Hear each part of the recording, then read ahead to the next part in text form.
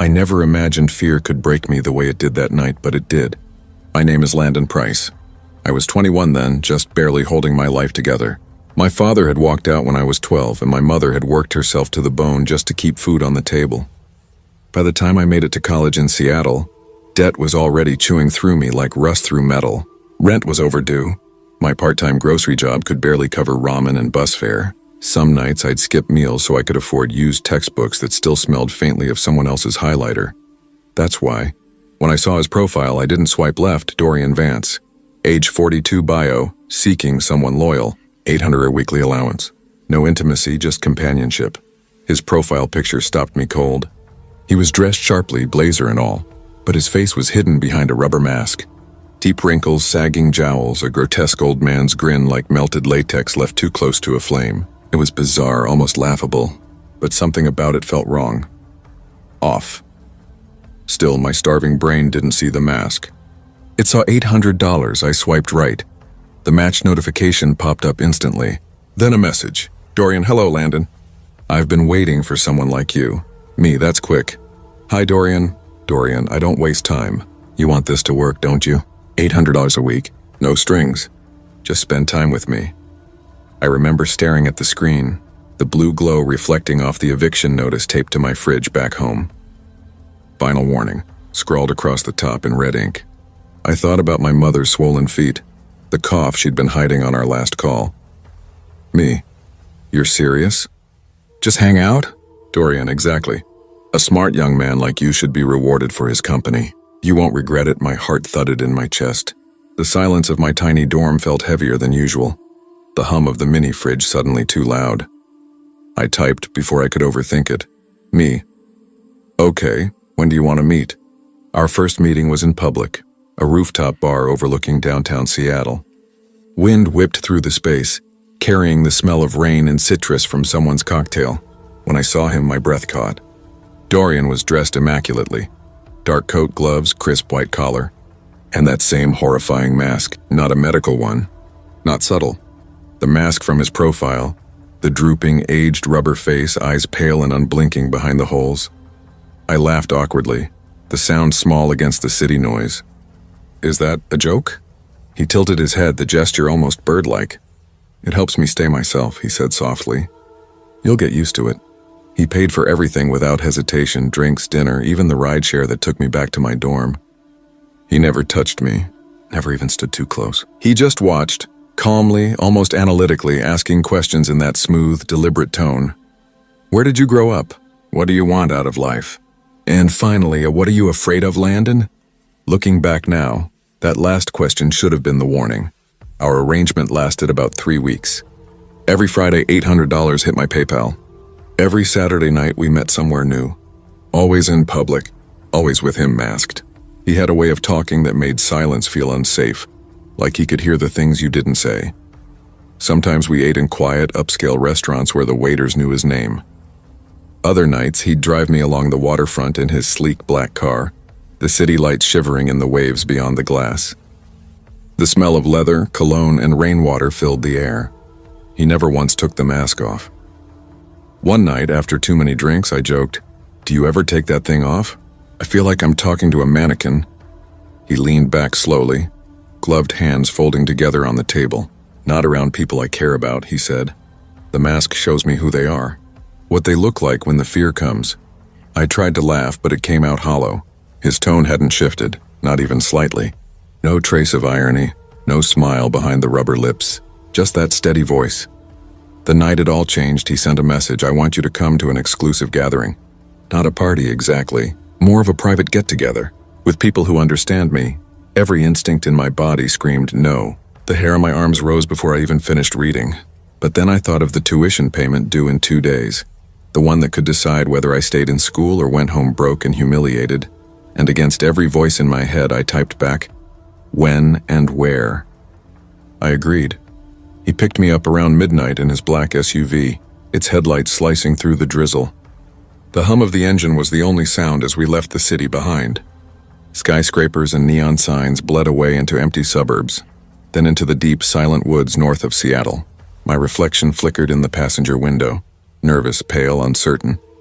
Every few minutes I glanced at him. The faint green glow of the dashboard made the rubber folds of his mask look alive, like they pulsed with breath. "Where are we going?" I finally asked, my voice small in the darkness. "You'll see," he said softly. "It'll be unforgettable." The way he said it made my stomach twist. The road narrowed, gravel crunching under the tires. Then through the trees I saw it, a massive house set back from the road, swallowed by shadows. Not a single light glowed in the windows. It didn't look abandoned, though. It looked waiting. When we stepped out, the night air was colder, thick with the smell of wet pine and something else. Iron, rot, and a sharp chemical tang that made my throat sting. Inside, the air was heavier still. The front door creaked open to a narrow hallway where only one bulb flickered, dim and sickly, pulsing like a heartbeat. The walls were lined with dark wood, warped with age. I stopped. My pulse was pounding in my ears.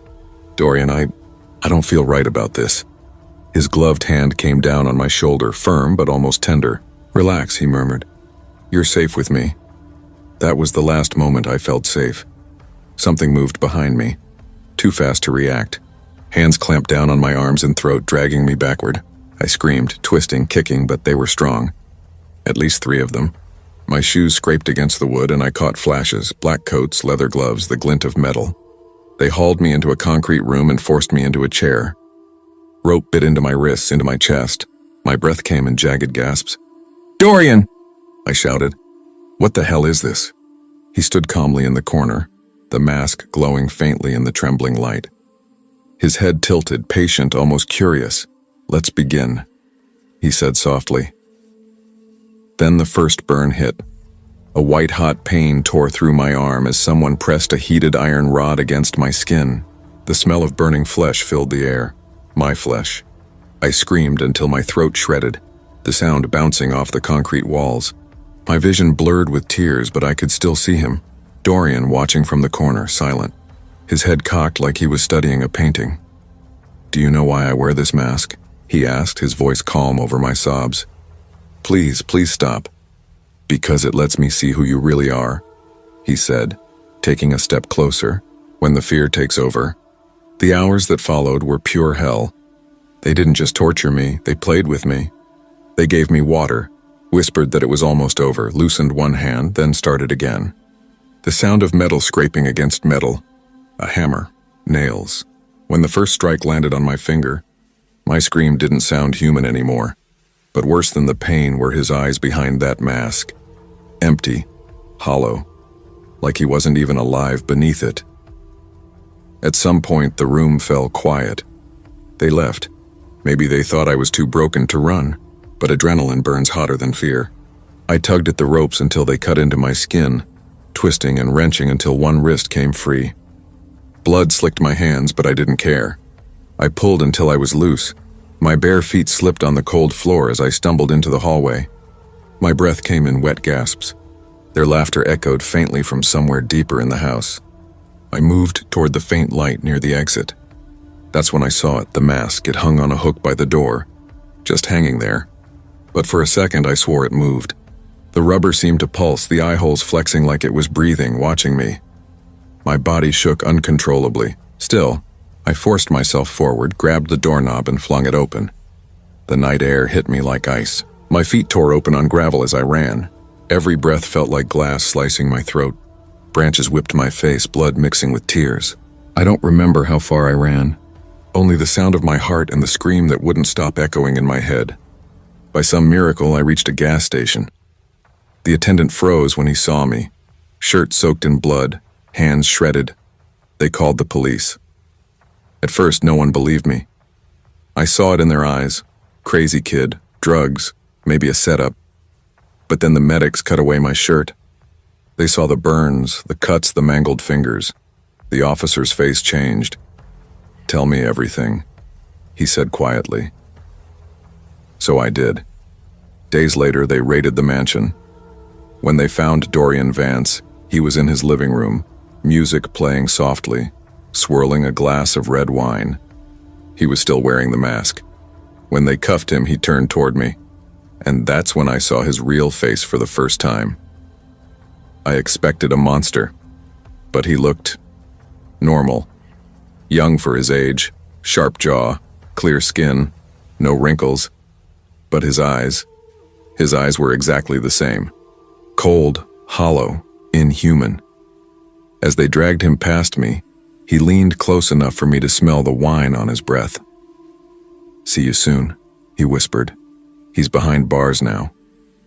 Dozens of victims came forward after me, each one describing the same torture, the same mask, the same soft voice asking, "What are you afraid of?" His wealthy family is already twisting the system, hiring lawyers, calling him misunderstood. But I know what he is. Even now, when I close my eyes, I still hear the hammer hitting bone. I still smell the iron in the smoke. I still see that mask, hanging in the dark, waiting. And some nights, walking home alone, I can feel it behind me again. Breathing, watching, waiting.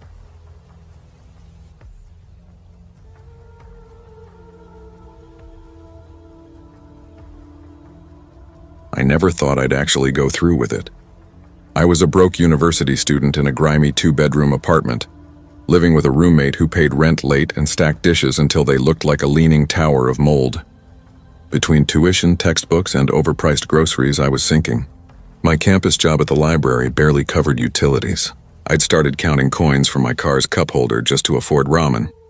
That's when I saw it, his profile. Not even an ad. A Tinder profile. Damien 45, looking for a sugar baby. 700 weekly. No sex, just companionship and small favors. I stared at his pictures too long. If he was 45, then I was the Queen of England. He looked maybe 30, clean cut, sharp jawline, dark hair combed perfectly to one side, almost too polished. His bio was short. No cheesy quotes, no shirtless bathroom selfies, no out-fishing grin like half the other guys. Just those words, $700 weekly, no sex. It screamed scam, or worse. But $700 was more than I made in a month. Against all logic, I matched with him. Almost instantly, a message appeared. "Damien. Hey there, sweetheart." I winced at that word. Sweetheart. It reeked of cheap cologne and the kind of men who touched your lower back without asking. But $700 was $700, and desperation drowned pride fast. Me. Hey. The chat started simple. He asked about school, about my major. I told him psychology, mostly survival, not passion. He said he ran his own business. I asked what kind. He dodged the question every time, said it kept him busy. His tone was too smooth. Every text was perfectly punctuated, like proofread before sending. But he never crossed lines. No sleazy comments. Then came the message that changed everything. "Damien, what's your Venmo? I'll send the first week up front." My pulse jumped. I typed my handle, fingers trembling. A minute later, buzz. $700 received. I stared, waiting for the number to vanish or error out. It didn't. Me, wow, okay. So what exactly do you want in return? The typing bubble blinked. Damien, just a few favors. Nothing inappropriate. Nothing that'll make you uncomfortable. Me, like what? Damien, the first one's simple. Pick up a package for me. Deliver it to my house. That's it, I almost laughed. It sounded like a bad movie setup. $700 to drop off a box. Me, from where? Damien, I'll send the address. I'd rather not do this through Tinder. Do you have a number I can text?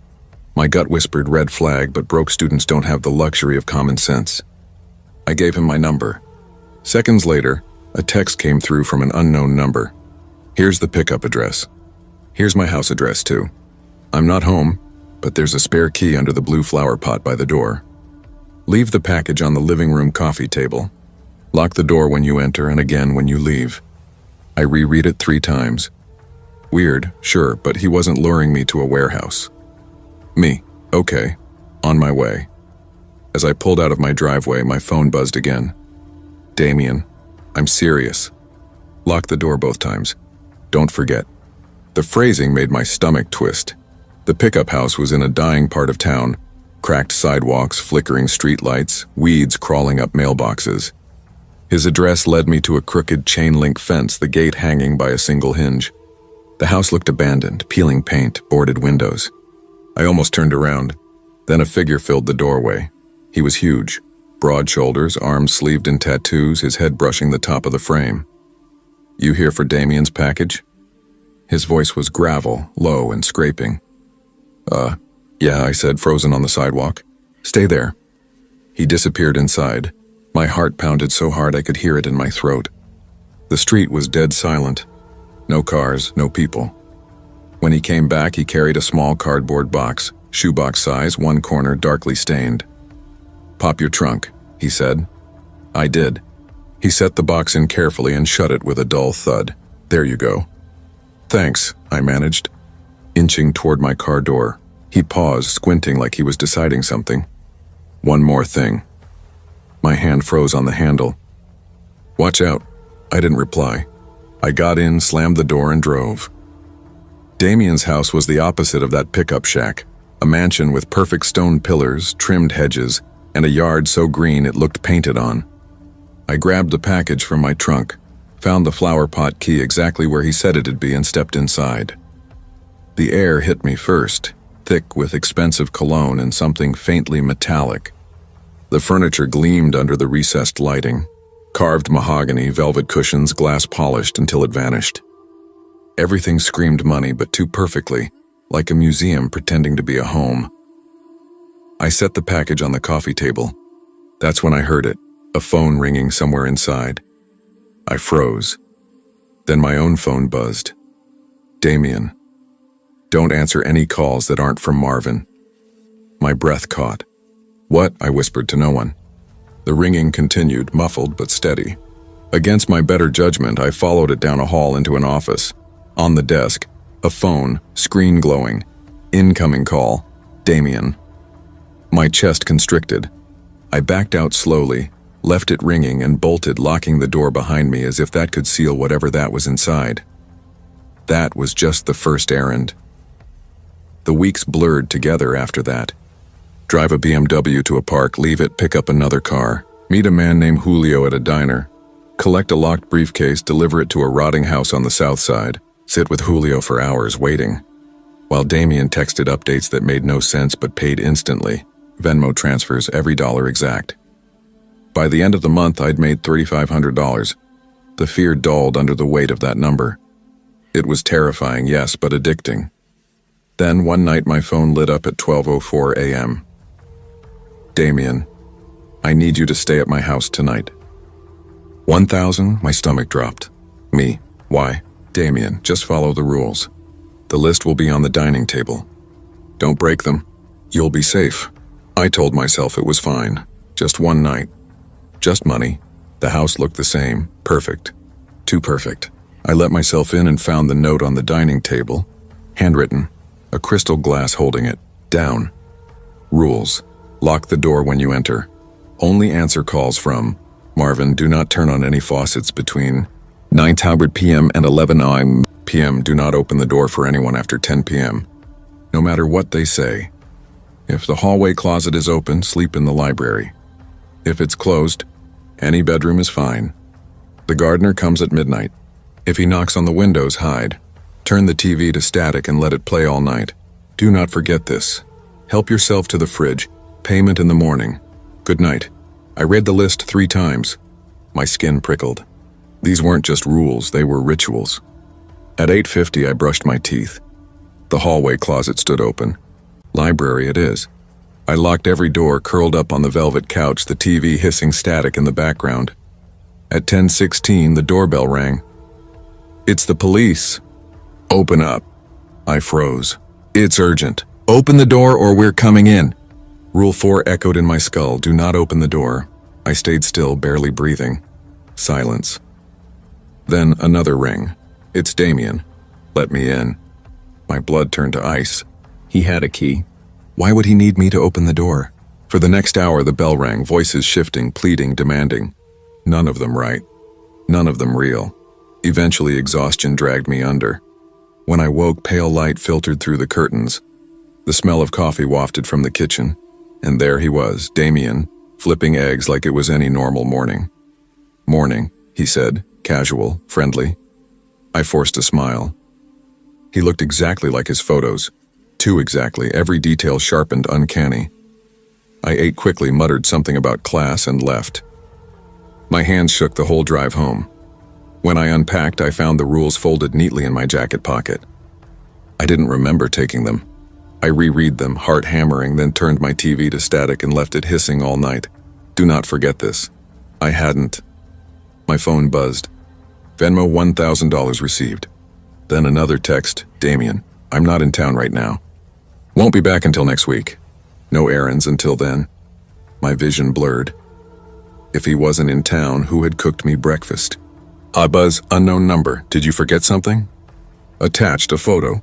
Damien, or whoever he was, standing in front of a TV filled with static. Then another image. My apartment building, my window. Watch out. I didn't sleep.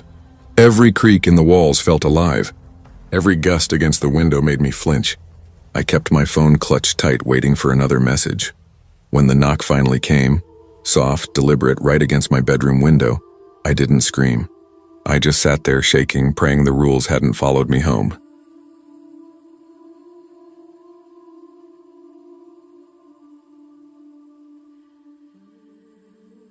I was 22 when it happened.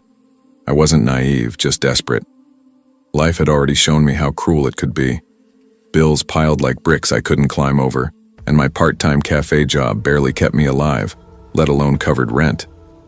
My parents were in another state, drowning in their own problems, so asking for help wasn't an option. I remember sitting on my bare mattress one night, staring at my cracked phone screen, wondering how people my age were sunbathing in Cancun while I was eating ramen 3 nights in a row. That's when the thought crept in, sugar daddy. It sounded absurdly easy. There were entire forums, TikToks, even podcasts where girls laughed about old men paying for their rent, their shoes, their tuition. You don't even have to do anything, one girl giggled in a video. They're just lonely. They'll pay for your company. Lonely. Paying. Company. Those 3 words wedged themselves deep in my brain. That night, after hours of scrolling, I joined a site I'll call Elite Arrangements. I built a profile, college student, sweet, fun, looking for mentorship and companionship, discreet. I uploaded 2 selfies, flattering, not suggestive, enough to look real. Within a day, my inbox exploded. Older men offering allowances for fun times. Some blunt, some pitiful, some that made me want to scrub my skin raw. But one message stopped me. Username Mr. Gray 7. His tone was calm, polite, eerily normal. Hi Jenna, it read. You seem genuine, and I like that. I'm not looking for anything seedy, just dinner, conversation, someone to confide in. I can help you financially. No pressure, no strings. Coffee first. Public place. My treat. I stared at his photo. Mid-50s, maybe early 60s, salt and pepper hair, expensive suit, a smile that teetered between warmth and calculation. His bio said he was a business consultant. Divorced, no kids. He looked safe. Or as safe as someone like him could look. If it's weird, I'll leave. It's just coffee, I told myself. The next afternoon I picked the busiest cafe in town. My pulse wouldn't calm the entire walk there. When I spotted him by the window, part of me wanted to bolt, but he stood immediately, smiling. Jenna, he said. Richard, I replied, shaking his hand. Thank you for meeting me. He wasn't leering. No creepy once-overs, no inappropriate jokes. He asked about my classes, my family, my goals. He talked about books, travel, old films. It felt like some strange mix of job interview and date, but not unpleasant. After an hour, he said evenly, I'd like to see you again. I can help. You with $500 a week if you're open to dinners or outings. My throat went dry. $500? That was rent. I heard my own voice answer, yes. The first month felt perfect. Richard was generous, polite, even charming. He took me to restaurants with linen napkins and low jazz, always in public. He transferred money without hesitation. He never pushed boundaries, just held my hand sometimes, a light kiss on the cheek. This isn't bad, I told myself. This is easy. But then small things began to itch at me. Once, when I laughed at dinner, I caught him watching me too intently, like he was memorizing every twitch of my face. Another time he asked, Do you tell your friends about me? No, I said. Good, he murmured, smiling in a way that chilled me. When I mentioned maybe moving closer to campus, he texted the next morning, the exact address of a complex I'd looked at weeks earlier, but never mentioned. How did you know that? I texted. You must have told me. I remember things, he wrote back. I didn't remember. By the third month, something shifted. We were at a quiet Italian place, candles flickering like nervous hearts. He reached across the table, fingers closing around mine. You make me happy, Jenna, he said softly. Happier than I've been in years. I smiled, unsure. I'm glad. I don't want to share you, he added. I froze. What do you mean? I mean, I don't want you seeing other men. Even boys your age. I want this exclusive. His gaze pinned me like a knife through fabric. Can you promise me that? Richard. Promise me, he repeated, voice low. My pulse thudded in my ears. Okay. Sure. His grip eased, and then he smiled. Good girl. That night when I got home, a small box waited outside my door. Inside, an unopened iPhone. Beneath it, a note. So you never ignore my calls. R. My stomach turned. I'd never given him my address. In the weeks that followed, his messages multiplied. Every hour. Where are you? Who are you with? Why aren't you answering? If I didn't respond fast enough, more would come. Shorter, angrier. Once after a shift at the cafe, I spotted him parked across the street smiling through his windshield like it was the most natural thing in the world. When I confronted him, he said softly, I just wanted to make sure you got home safe. I wanted to believe him. God, I really did. But one night around 2 a.m., my phone buzzed non-stop. Dozens of messages filled the screen. Are you asleep? Answer me. I know you're awake. Why are you ignoring me? Don't make me come over. I stared at my locked door, heart hammering so violently I could hear it in my ears, wondering if he was already outside. When everything finally unraveled, it started with an invitation. A weekend getaway, he called it. A cabin just outside the city. Just us. No interruptions. My gut screamed no. But rent was due, and I was terrified of what he'd do if I refused. So I said yes. The drive twisted through narrow roads flanked by endless trees. He talked the entire way, voice low and calm, telling me how peaceful it would be, how I didn't need anyone but him. The cabin was beautiful, too beautiful, isolated, no neighbors, no service. My chest felt tight the moment I stepped inside. Everything was set. Wine, candles, a fire already burning. Too perfect. Too prepared. During dinner, he poured me wine. I lifted the glass to my lips but barely tasted it. Do you love me, Jenna? He asked suddenly. I almost choked. Richard, this isn't love. His smile faltered. It will be, he said. You'll see. Later, when he went to the bathroom, I checked my phone again. No bars, no help. That's when I noticed a door at the back of the cabin, locked. When he finally fell asleep, I searched quietly, hands shaking, until I found a small key in his jacket pocket. The door creaked open. Inside were photographs, hundreds. Me walking to class, me at the cafe, me in my apartment lobby, me asleep in bed. My blood iced. I staggered back, clapping a hand over my mouth. You weren't supposed to see that, came his voice behind me. I spun. Richard stood in the doorway, eyes flat, a knife glinting in his grip. You don't understand, he said softly, almost tenderly. I take care of you. I make you safe. And in return, you stay with me. Forever. My pulse roared. Richard, please, put that down, we can talk. He took a step closer. I've already decided, you're not leaving me. Adrenaline snapped through me. I grabbed the nearest thing, a heavy wine bottle, and swung. It shattered against his arm. He screamed, dropped the knife. I bolted. Out the door, into the trees, barefoot, freezing. Branches sliced my skin as I tore through the dark. I didn't look back. When headlights finally appeared on the road, I stumbled toward them, sobbing. A truck slowed, the driver's face horrified. "Jesus, are you okay?" "Please," I gasped. "Help me." Police raided the cabin that night. They found the photos. They found a box under his bed, locks of hair, scraps of clothing, pieces of me. Maybe others too. Richard was arrested. I never saw him again. I moved, changed my number, deleted every account tied to that world. But even now, some nights, I wake certain someone's watching me. I still check the windows, expecting his face in the dark. And when my phone buzzes unexpectedly, my stomach drops, because part of me knows if he ever gets out, he'll come looking for me again.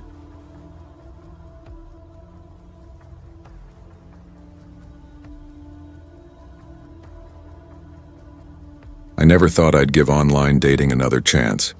After a string of awkward meetups, ghosted conversations, and one unforgettable train wreck of a dinner where the guy showed up already drunk and asked if I could spot him 50, I swore I was done.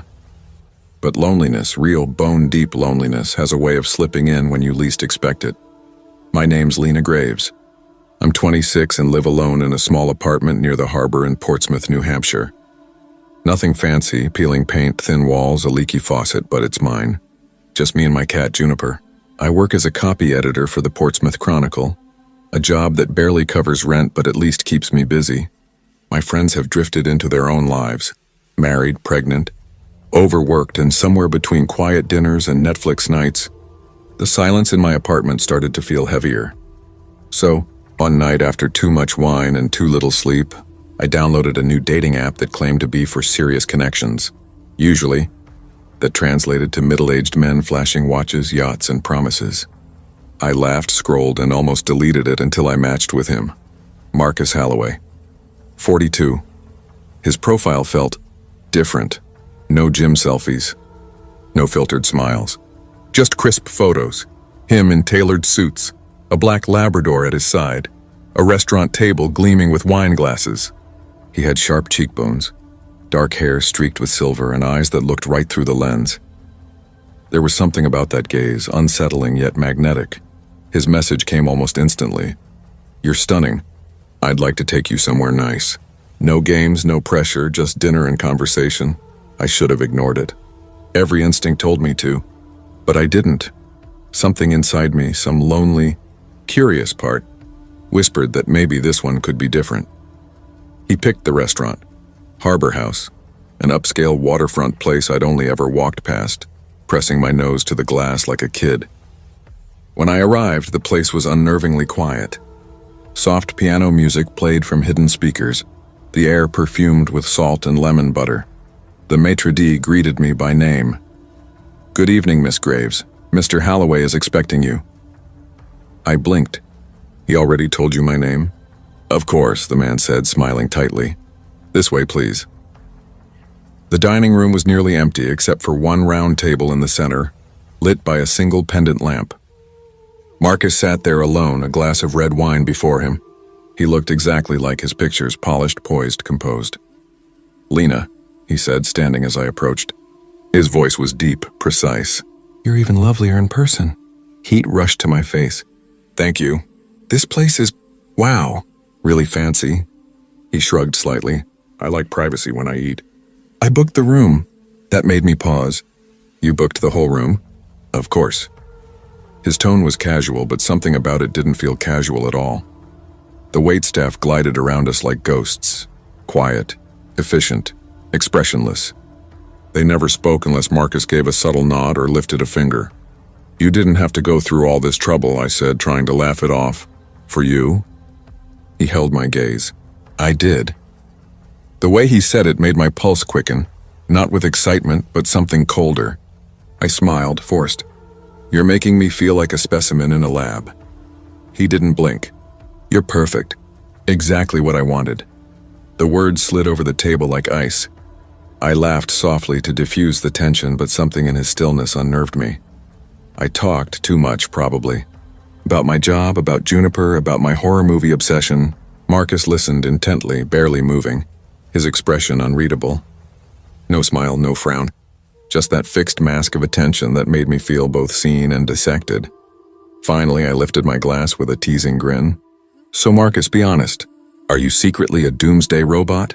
He met my eyes, raised his glass, and said quietly, "No, I'm not." The answer was so literal it made me laugh, though something about his tone lingered. Dinner ended sooner than I expected. He paid in cash, crisp, immaculate bills that looked like they'd never passed through human hands.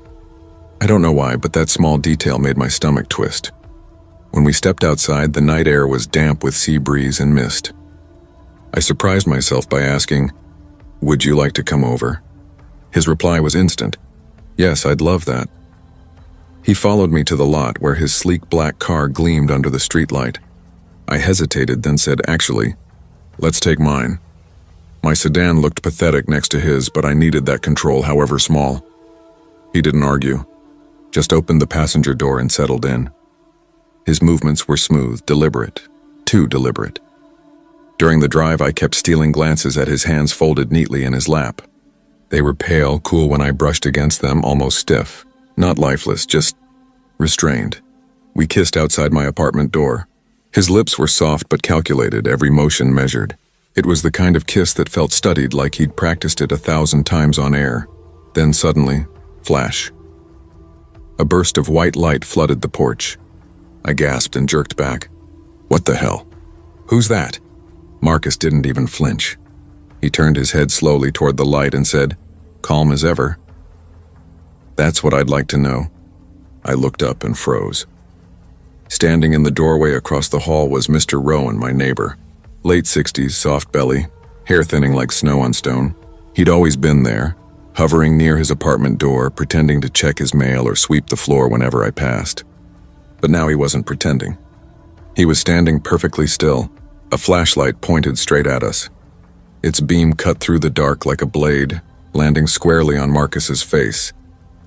"Jesus," I muttered under my breath. "Ignore him.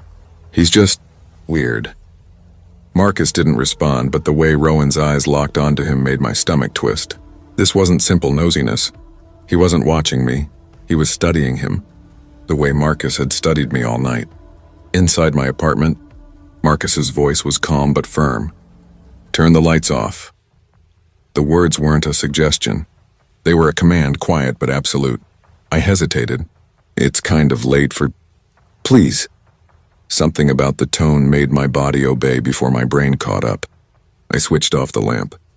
Darkness swallowed the room, broken only by the faint amber glow seeping through the blinds.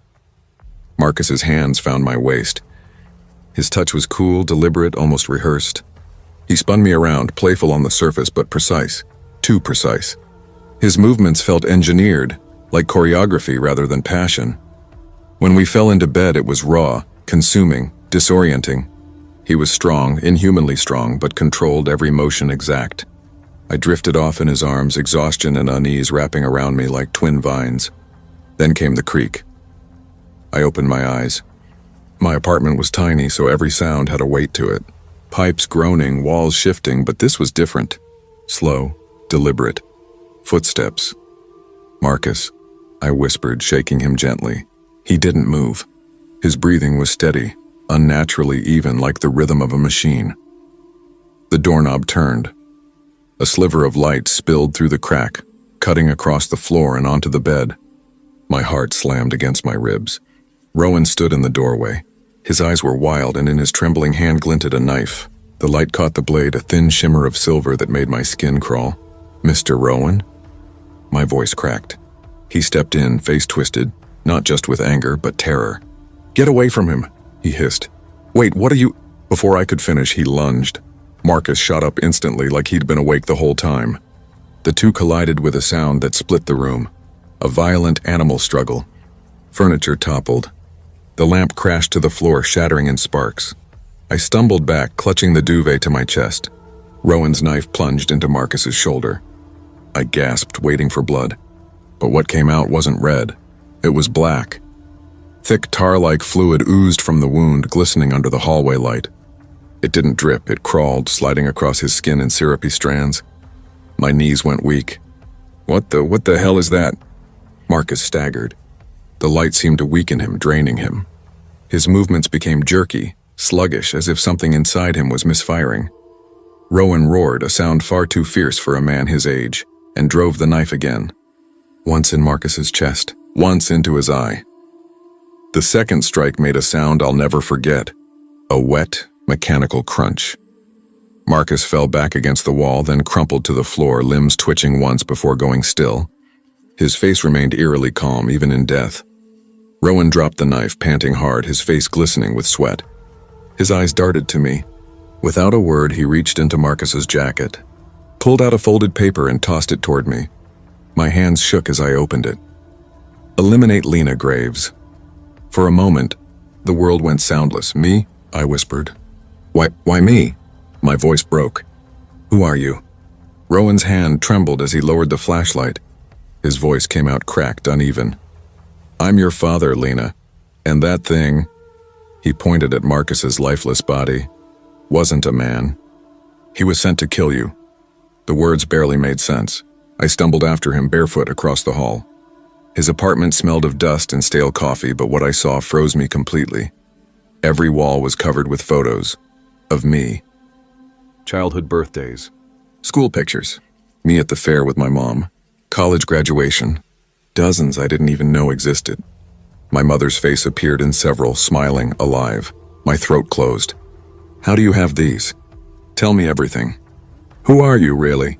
He turned slowly, guilt and exhaustion in his eyes. I was part of an organization. A syndicate. We built things like him. Mechanical assassins designed to look human. When I tried to leave, they turned on me. Your mother went into hiding. They couldn't find me, so they came for you. I shook my head violently. No, this is insane. You're insane! He stepped forward, his voice softening. Sweetheart, you saw it yourself. He wasn't human. You were targeted because of me. That's why we have to leave tonight. I could barely breathe. You said Mom's alive? He nodded once. She's waiting for us. Outskirts of Montana, remote, off their radar. We can be a family again. My legs felt hollow beneath me. My heart beat in two places, my chest and my throat. Everything I knew, every ordinary piece of my life, had shattered. But then I thought of Marcus, of the black fluid seeping into my sheets, the way his eyes had flickered like dying lights. And I realized I couldn't stay. I packed what I could, clothes, documents, Juniper's carrier. Rowan or my father loaded everything into his old sedan. The night swallowed the city behind us as we drove, headlights carving a tunnel through the dark. I stared down at the small leather journal in my lap. My hands trembled as I began to write, the pen scratching across the paper. I wrote everything, every sound, every smell, every impossible thing that had happened. Not because I wanted to remember, because I was terrified that by morning, no one would believe it had ever been real. The road stretched endlessly ahead, black and silent. I didn't know if we were running toward safety or straight into another kind of nightmare.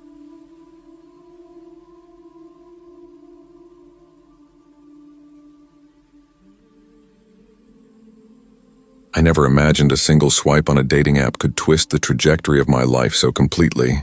At 22, I was broke, exhausted, and quietly ashamed of what I'd become. My parents had split when I was 16. Mom remarried and moved interstate. Dad, once tender and warm, drank himself hollow until his voice over the phone was nothing but slurred apologies and bitter sighs. We barely spoke now. I lived in a share house in South Bank, Melbourne. Cracked walls, mismatched mugs, a fridge that buzzed louder than the conversations that filled the kitchen. I worked long shifts as a barista by day, took night classes at uni, and convinced myself that all this grinding was temporary, that one day I'd be free. But the weight of overdue rent, half-paid bills, and that suffocating loneliness pressed harder than any promise of someday. One night, my roommate Mia leaned against the counter, swirling cheap wine in her glass. "Just get a sugar daddy, Harper," she said, half teasing. "Half the girls I know already do." I laughed, trying to brush it off. Yeah, right. Like that's my vibe. But later, alone in my room, The glow of my phone screen felt almost conspiratorial. I found myself scrolling through Tinder with numb curiosity. The idea didn't sound as impossible or as dirty as I thought. That's how I matched with Alexander Cole. His profile said 46, though his photos showed a man who could have stepped straight from a luxury magazine ad. Tailored suits, silver hair slicked neatly back, sharp blue eyes, a smile carved for confidence. His bio was simple, looking for someone special to spoil. No pressure, no games. When his message came seconds after I swiped right, "Hello, Harper. You have the kind of smile that could light up a room. Would you let me take you to dinner?" My stomach twisted with a mix of nerves and relief. I almost backed out the night of the dinner. Standing in front of the fogged mirror in our cramped bathroom, I barely recognized myself in Mia's borrowed black dress. My hands trembled as I applied lipstick, my reflection looking more like someone pretending to belong somewhere else. "Relax," Mia said from the doorway, grinning. "Worst case, he's a creep and you block him. Best case, you get rent money and champagne." I forced a shaky laugh. My heart wouldn't slow down. The restaurant on Collins Street looked like another world. Soft lighting, white tablecloths, waiters moving like ghosts. I hesitated at the entrance until I saw him rise from a corner booth. Alexander stood smoothly, smile warm, every movement deliberate. "Harper," he said, voice low and rich. "You look exquisite." "Thanks," I muttered, cheeks burning. His gaze held mine, not hungry, not leering, just steady. It disarmed me. Dinner felt like stepping into someone else's life. He ordered champagne for himself, but insisted I stick with sparkling water. "I don't mix alcohol with meaningful conversation," he said lightly. "I'd rather know you clear-minded." He asked questions about uni, my dreams, my childhood, and listened with unnerving focus. When I stumbled over anything about my father, he didn't pry. He only nodded, thoughtful, like he'd already understood too much. By dessert, he slid a small envelope across the table. "For your rent," he said simply. "Consider it a gift. No strings, just let me see you again." Inside was $700 in cash. My throat tightened. I should have felt disgust, shame, but instead a wave of relief hit me so strong it made my eyes sting. Alexander wasn't like the men Mia warned me about. He never asked for sex. He called himself my mentor. He took me to restaurants I'd only seen in magazines, to his penthouse in Turak, where the view spilled out over the city, and to quiet art galleries where he'd whisper about brushstrokes as though he'd painted them himself. Sometimes he'd drift into strange territory. Once, while driving me home through the blurred city lights, he asked softly, "Have you ever thought about death?" I blinked. I guess. Who hasn't? "It's better to die comfortable," he said, eyes fixed on the road, "than to die chained." Then he smiled as if he'd told a joke. But something about the words stayed with me. Despite his calm and wealth, unease threaded through everything about him. The way his eyes lingered a second too long.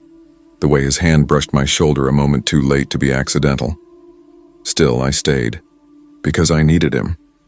By the third month, my feelings had tangled into something I couldn't name. He was twice my age, and yet, when he looked at me, I felt both safe and trapped at once. And yet, when he looked at me across the dinner table, I felt chosen. Special in a way that made my pulse quicken and my chest tighten. But soon I started to notice the cracks. One evening, as we lingered over dessert, I asked lightly, "So, do you see other girls like me?" He tilted his head, lips curling into a faint, amused smile. "Harper," he said softly, "you are not like anyone. Don't compare yourself." Still, I pushed, half laughing to disguise my insecurity. That's not really an answer. He leaned closer across the candlelight, his eyes gleaming. "If you must know, yes, I meet people. I help people. You are not the first, but..." His voice dropped to a near whisper. "You could be the last." The word sent a tremor down my spine. I couldn't tell if it was fear or excitement. That week, I started noticing her. A blonde girl, maybe 19, always hovering at the edge of places Alexander and I had been. Once I saw her sitting alone at a cafe he'd taken me to before, her pale hands wrapped around a coffee cup she never drank from. Another time she stood outside the university library staring at the ground until she felt me looking, then quickly turned away. And then, one evening, I saw her with him. Alexander. My Alexander. They were walking into a restaurant in St. Kilda, his hand resting gently, familiarly on the small of her back. My stomach twisted so violently I had to step into an alley to catch my breath. The next time I saw him in his apartment, I tried to sound casual. "So, Alex," I said with a forced laugh, "I saw you the other day with a very pretty young girl." His expression didn't falter. "Ava," he said finally, his tone even, a troubled soul. "Like you once were. She's a friend." "A friend," I repeated, my voice tight, the word tasting bitter. He smiled faintly. "Don't look so wounded, Harper. You and I, we're bound differently." I didn't know if I believed him, but jealousy burned through me like acid. 2 weeks later, he invited me to what he called a small gathering of friends. When I arrived, it was only me, Ava, and him. The air felt wrong the moment I stepped inside. Too still, too careful. Ava sat on the edge of the couch, hands folded in her lap, eyes darting toward him every few seconds like a frightened pet waiting for approval. Alexander was charming, magnetic, pouring sparkling water into crystal glasses, telling long, elegant stories that made no sense but kept you too entranced to interrupt. At one point, I followed Ava into the kitchen. Her skin looked pale, waxy under the light. I whispered, "Are you okay?" She smiled faintly, eyes unfocused. "He's helping me," she murmured. "He saved me." Her voice was flat, rehearsed. Later, Alexander suggested we go down to his collection room. The words alone made my stomach turn. The basement air was damp and cold. Concrete walls lined with shelves of wine bottles and strange artifacts, bones, masks, something that looked like preserved insects in glass. The lighting was dim, a dull golden glow that seemed to hum. Ava stood near the wall, fidgeting. "I want to celebrate something," Alexander said quietly. He moved behind her, his voice barely above a breath. "Perfection." I blinked, confused. Then he raised something, a flash of metal, and drove it into her. The sound was wet and wrong. Ava's scream tore through the air, cut short when his hand clamped over her mouth. Blood sprayed across the polished concrete, dark and glistening. I couldn't move, couldn't breathe. Every muscle locked in terror as he held her until her body went limp, sliding to the floor in a spreading pool. When he turned to me, his face was calm, serene. His eyes glowed with a twisted clarity. "This," he whispered, "is the only way to enjoy what's beautiful." I wanted to run, to scream, but my body betrayed me. My hands trembled, useless. My mind fractured into static. And when he told me to help, I did. I don't know why. Fear, shock, the strange hold he had over me, it all blurred into one. I helped him drag her body. I helped clean the blood. And then I left. The next days were a blur of liquor, pills, and denial. I avoided Mia, ignored my phone, and told myself it hadn't happened. But it played on repeat every time I closed my eyes. Ava's scream, the smell of iron, the way her body fell. Then came the sirens. Police cars outside. Knocks echoing down the hall. When they reached my door, I stood there numb. My mouth moved before my mind could stop it. "Yeah," I heard myself say.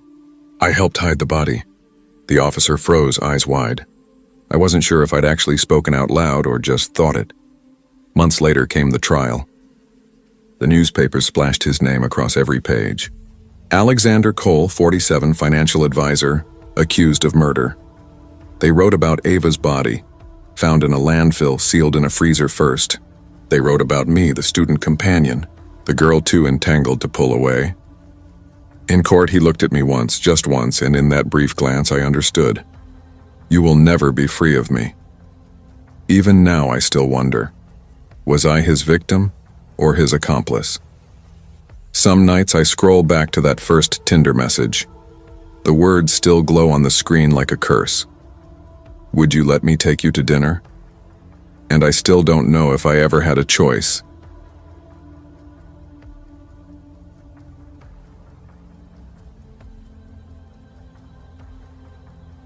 I thought I knew him.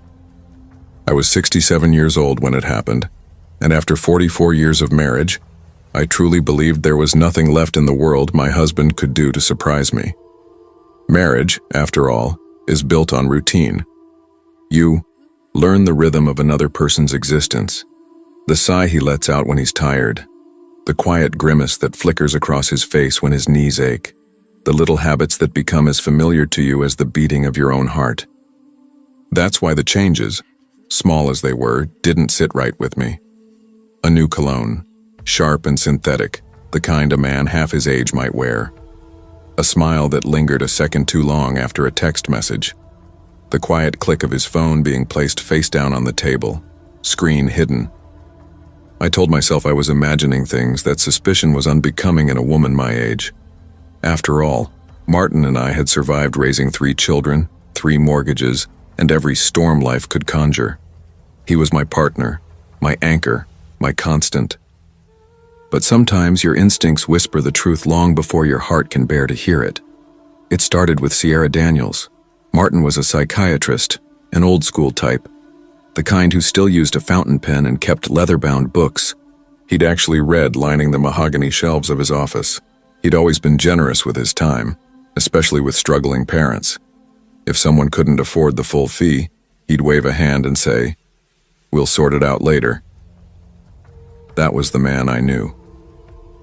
One evening, he came home late, his tie loosened, and his expression soft with concern. "Kathy," he said, setting down his briefcase, "I met a mother today. She's at her wit's end with her boy. Panic attacks, night terrors, the whole thing. No family, no support system. I told her I'd help her find some resources." That was Martin, always the savior, always the one people leaned on. I met Sierra about a month later. She wasn't the frazzled, hollow-eyed mother I'd pictured. She was polished, glossy brown hair, heavy makeup, lips too perfect to be real, and dresses that clung too tightly for polite company. Her perfume hit the air before she even crossed the threshold.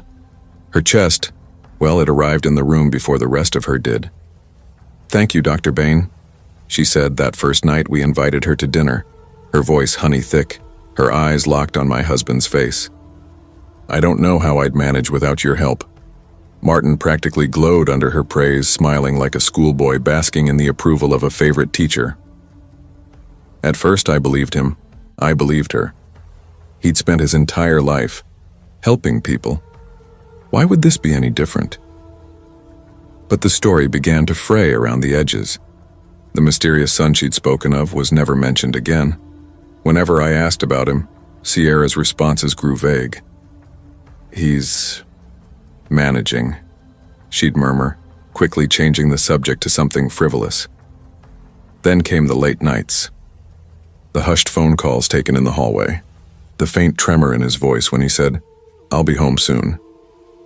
Receipts appeared in his pockets, boutique handbags from places I'd never shopped, dinners from restaurants far beyond our usual haunts. I told myself not to spiral, but truth, once it starts leaking, seeps into everything. One night I walked past the den and heard his voice, low and tired. "I can't keep doing this, Sierra. You promised you'd get back on your feet." My stomach flipped, cold and hollow. I didn't confront him. Maybe I was afraid of the answer. Maybe I needed him to choose honesty over exposure. Some foolish, trembling part of me needed proof. And it came, quietly, piece by piece. A conference in Reno that didn't include me, though for decades he'd never attended one alone. A casual lie about Sierra being a medical rep, though he'd once called her the mother of a patient. His face tightening, just slightly, whenever I asked for details. I remember one morning vividly. He was at the kitchen table, adjusting his watch strap, sunlight catching the silver in his hair. "Just 2 nights," he said, forcing a smile. "I'll be back before you know it." I stared at him for a long moment, the smell of coffee sharp in the air, my throat dry. "Is Sierra going to be there?" I asked. The way his hand froze mid-motion told me everything I needed to know. I asked. He froze just for a second, but it was enough. That flicker of hesitation told me more than words ever could. "She might," he said finally, too casual. "She's involved in the medical field." "Oh?" I tilted my head, watching him carefully. I thought her son had severe anxiety.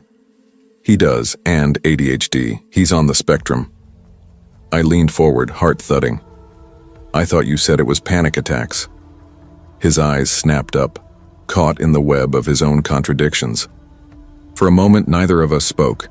The silence between us roared, thick, suffocating, louder than any accusation I could have thrown. I stood, excused myself softly, and walked into the bathroom. When I returned, I was holding the wedding ring he'd left on the counter that morning. "Your finger shrinking?" I asked quietly, setting it on the table between us. "It must have slipped off." He swallowed hard. "Kathy." I didn't let him finish. I picked up the ring, slid it onto a thin chain, and clasped it around his neck. "Then wear it where it won't fall off," I said. He didn't argue. He just stood there, shoulders slumped, suitcase in one hand, laptop bag in the other. 2 nights, he promised. When 3 days passed without a single text or call, the pit in my chest hardened into panic.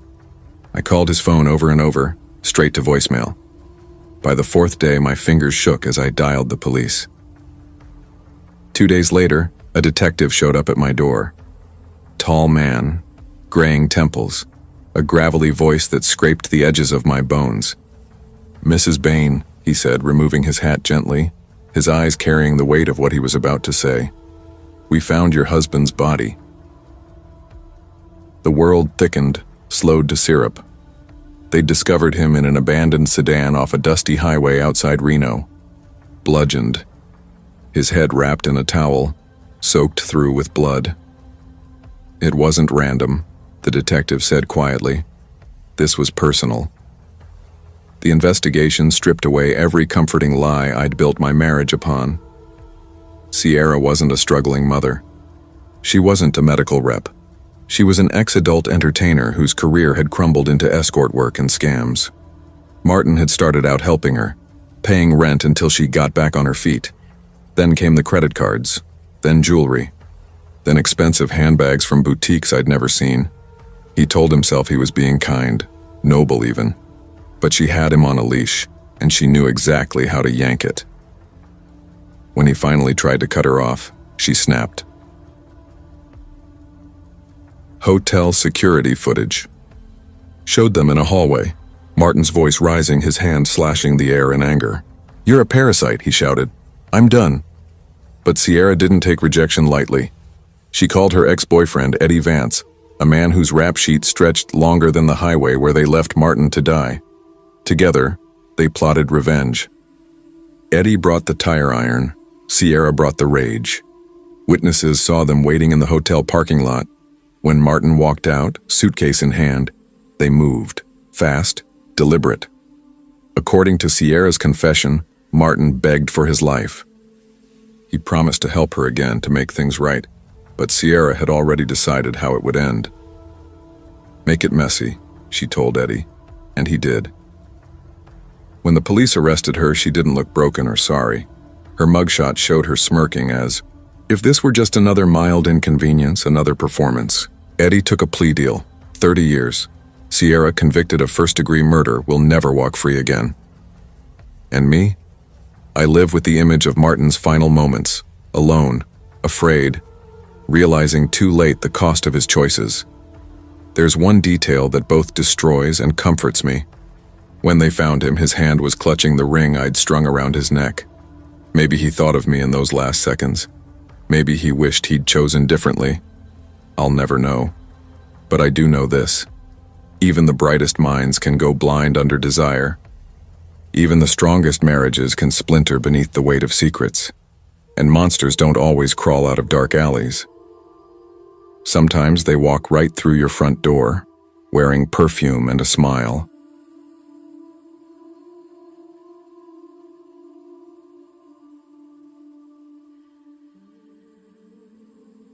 I thought I had everything under control.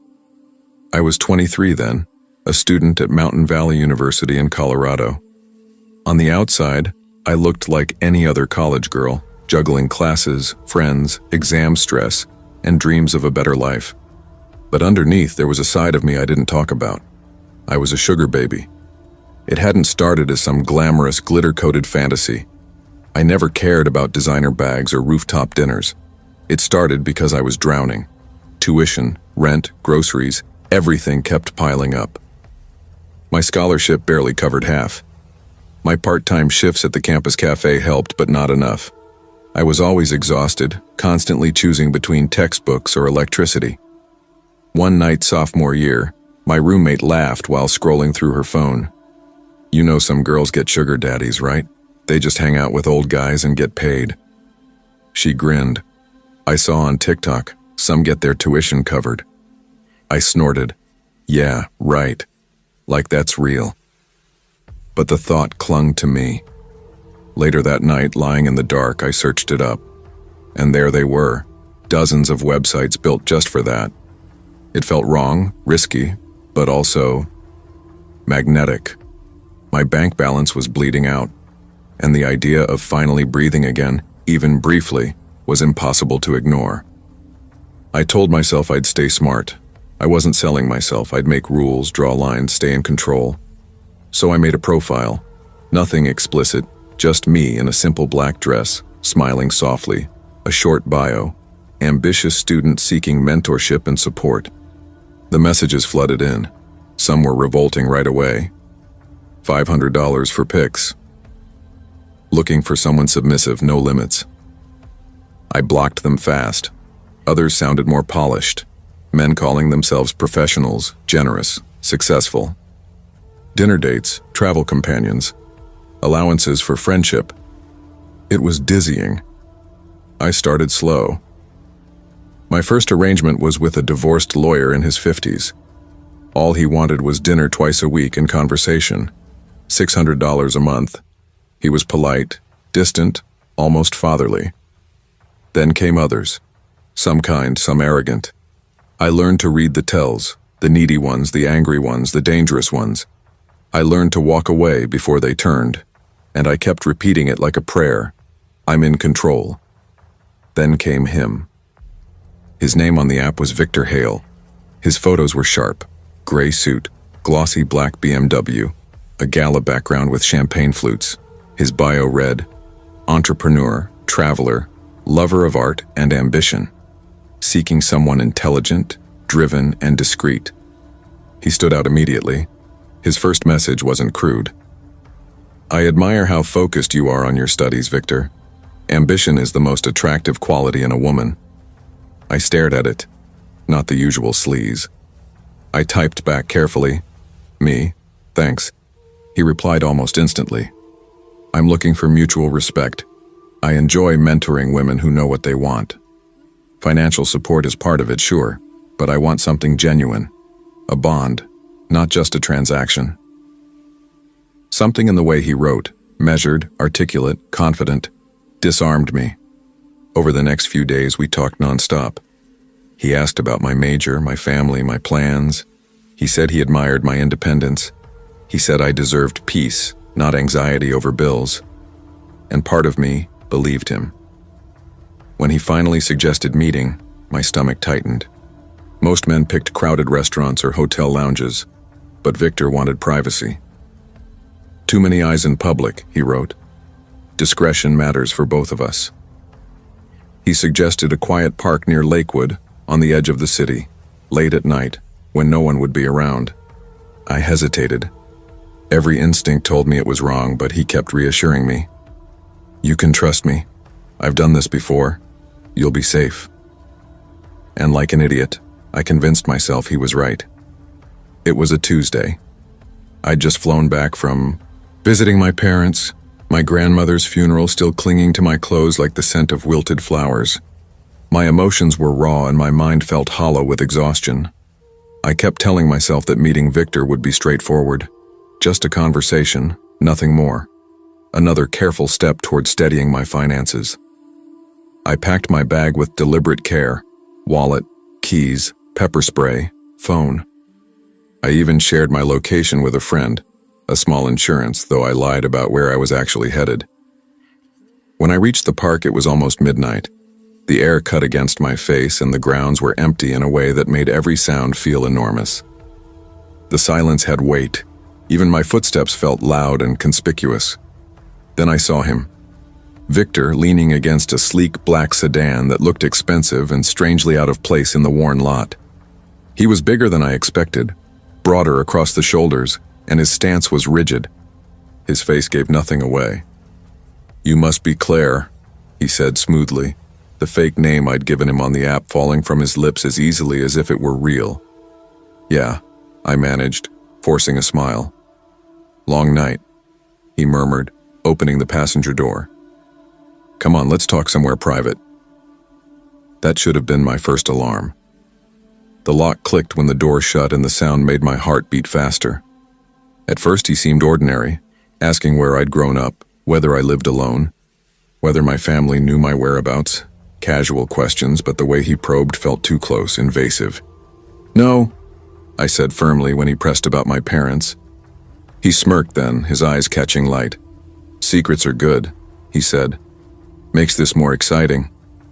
I tried to laugh it off, but unease knotted low in my stomach. When he veered, off the main road into narrower, darker streets, the panic slipped in like ice. "Where are we going?" I asked. "Somewhere private," he said again, too calm, unnervingly calm. He stopped in front of a small, decaying house on the edge of town. The yard was choked with weeds, the windows black and shuttered. It looked abandoned. "This is me," he said as he climbed out. Every instinct screamed to run, but his stare pinned me in place, and against better judgment I followed. Inside, the air was stale and sharp with mildew and a chemical tang. The furniture was mismatched, and the floor cluttered with papers and dented cans. Nothing like the polished life his profile had suggested. "Make yourself comfortable," Victor said with a smirk. I sat on the couch's edge, clutching my bag like a lifeline. "Drink?" he offered, holding up a cheap bottle of wine. "No thanks," I said. He frowned but didn't push. Instead, he sat too close, his knee brushing mine. Then his hand slid onto my shoulder. "You're tense," he whispered. I put on a smile I didn't feel. "I think I should go," I said.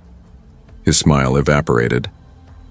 "Go," he repeated, voice sudden and sharp. "Yes, this isn't what I signed up for." I rose and moved for the door, but he was faster. His hand closed on my arm and yanked me back. "You're not going anywhere." His grip was iron. He shoved me against the wall and clamped a hand over my mouth. My muffled scream vanished into the room. I kicked and clawed with everything I had. My nails tore at his skin, my legs thrashed. For a fleeting second, he grunted when I connected with a hit and his hold loosened, almost enough for me to slip free. He grabbed a fistful of my hair and jerked my head back so hard I gasped. "You think you can run?" he hissed. His face inches from mine, eyes bright with something not human. His other hand pressed at my throat, not fully choking, but a brutal reminder of who controlled the moment. Tears blurred my vision as I managed to whimper. "Why are you doing this?" He answered with a calm so flat it sounded like a clinical statement, like weather. "I just want to know what it feels like to kill someone." The words froze me solid. My heart stalled. This wasn't about money or companionship or sex. It was about murder.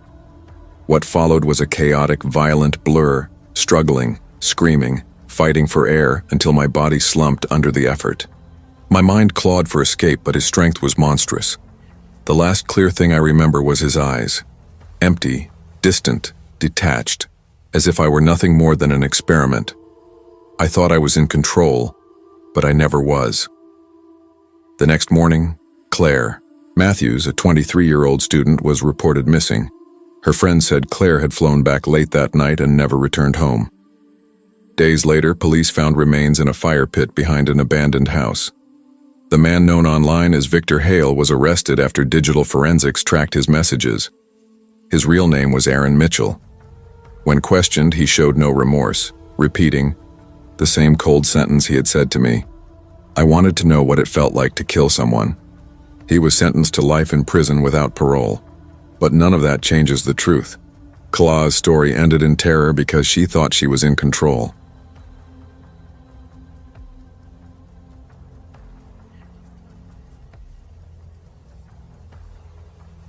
I never imagined that trying to fix my money problems would nearly cost me my life. I was 23 then, living in a cramped apartment above a laundromat in the city. The constant hum of dryers below was my lullaby. I'd just graduated, working part-time at a cafe that barely covered rent. My parents were small-town people who still believed hard work always paid off. They didn't understand how suffocating city bills could be. Rent, power, bus fare, groceries. It was like drowning slowly. I hated asking them for help, so I lied, told them I was fine. I wasn't. That's when I started hearing whispers about sugar dating.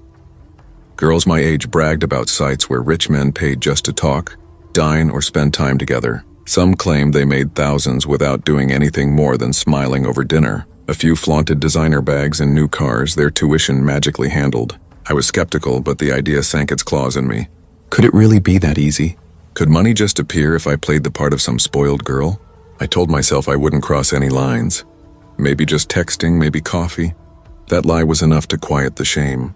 I signed up on one of those websites using the name Sophia. Within days, my inbox flooded. Old men on yachts. Men with no shirts holding glasses of champagne. Half looked fake. The rest looked worse. Then there was Daniel. He said he was 47, worked in real estate. His photo showed a clean-cut man in a navy suit, salt and pepper hair, perfect teeth. His messages were polite, almost old-fashioned. "Hello, Sophia," he wrote. "I'd love to get to know you. I believe generosity works both ways when there's trust and respect. Tell me about yourself." I hesitated but answered. We talked for a week about school, work, his travels, his lake house. He said he was divorced, his grown kids lived abroad, and that he was lonely, not looking for anything complicated. When he suggested meeting, he phrased it carefully. "I'll come to your city and book a hotel. Just coffee in the lobby, public place. If you ever feel uncomfortable, you can leave." It sounded safe enough. The morning of the meeting, I stared at my reflection for nearly an hour. Not too revealing. Not too plain. I settled on jeans, a black top, a light jacket. On the bus, my palms were slick, my heart racing. When I walked into the hotel lobby, the air smelled like lemon polish and espresso. I saw him immediately, Daniel. He looked exactly like his photo. Tall, broad-shouldered, an expensive watch glinting as he stood. "Sophia?" he asked, smiling warmly. "Yes," I said, forcing one of my own. "You're even prettier than your pictures," he said, offering his hand. His voice was low, smooth, practiced. At first, he wasn't creepy. He spoke easily, like a man used to being listened to. We sat in the cafe corner, ordered coffee. He asked about my degree, my family, my future. I told him bits and pieces, careful to keep it light. He told me about his beach house, his business trips, his divorce. After a pause, he leaned in slightly. "I know this arrangement can seem strange," he said, tone softening. "But I mean it when I say I can make your life easier. Rent, bills, even a car. I can handle it. All I want is your company." The words were too smooth, like lines he'd used before. Still, I thought of the red-stamped rent notice sitting on my table at home. My chest tightened. After an hour, he said quietly, "I booked a suite upstairs. Maybe we can continue our conversation there, it's quieter." I froze. I thought we were just meeting for coffee. "Of course," he said quickly, raising his hands. "No pressure, Sophia. I just wanted to show you I'm serious." He reached into his pocket, pulled out a small jewelry box, and slid it across the table. My stomach turned as I opened it. A delicate gold bracelet shimmered under the cafe lights. "I want you to have this," Daniel said softly. "Think of it as the beginning of trust." I couldn't find my voice. Part of me was flattered. Part of me wanted to run. I can't accept this," I whispered. He tilted his head, eyes narrowing just a fraction. "Why not?"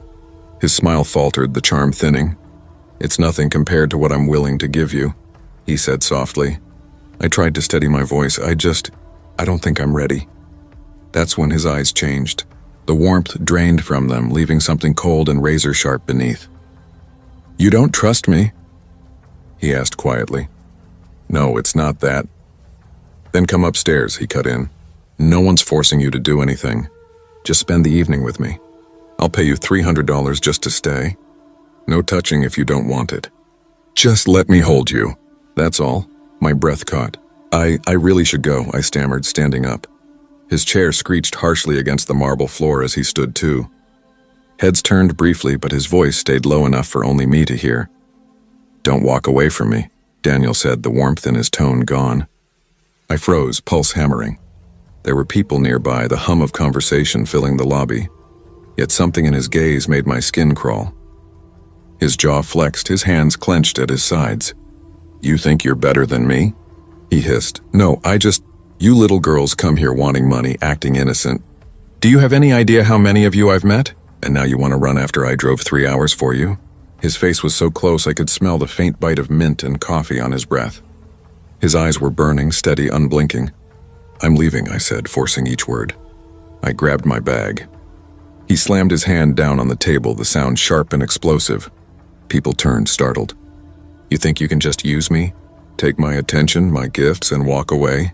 I stumbled back, heart racing, heat flooding my chest. I turned toward the exit, but his hand shot out, gripping my wrist, not painfully, just tight enough to stop me. "You'll regret this." "Sophia," he whispered. I tore free and walked quickly toward the glass doors.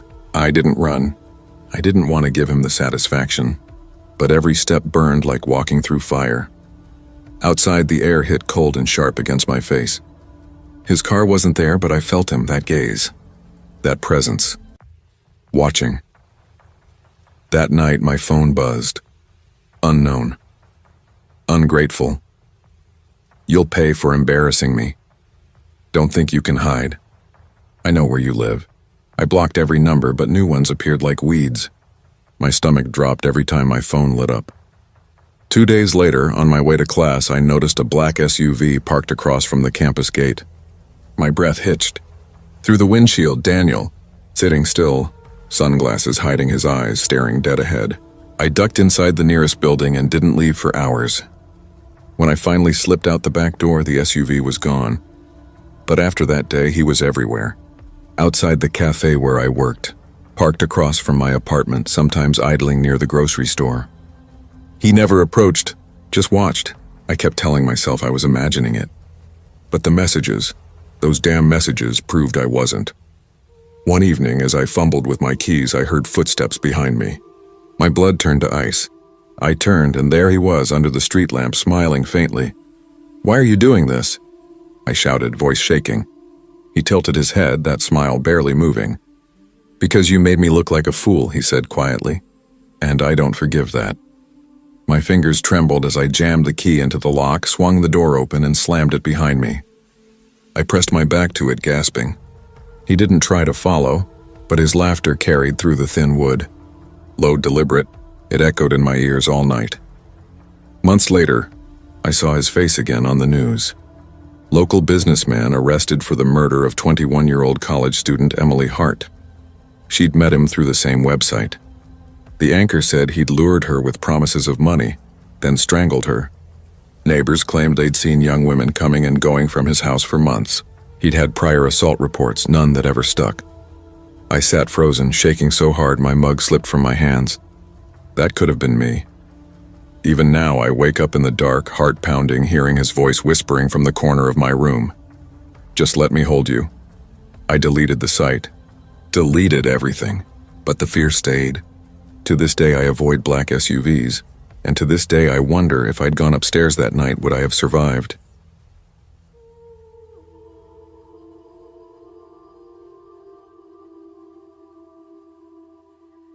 I grew up feeling like I was always one step behind everyone else.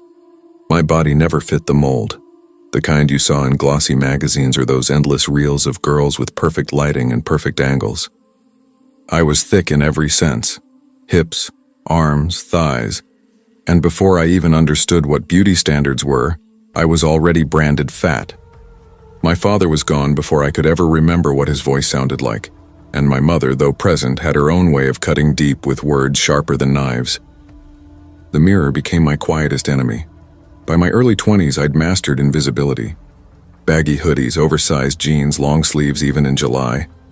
I dodged cameras, slipped out of group photos, and built a world small enough to feel safe.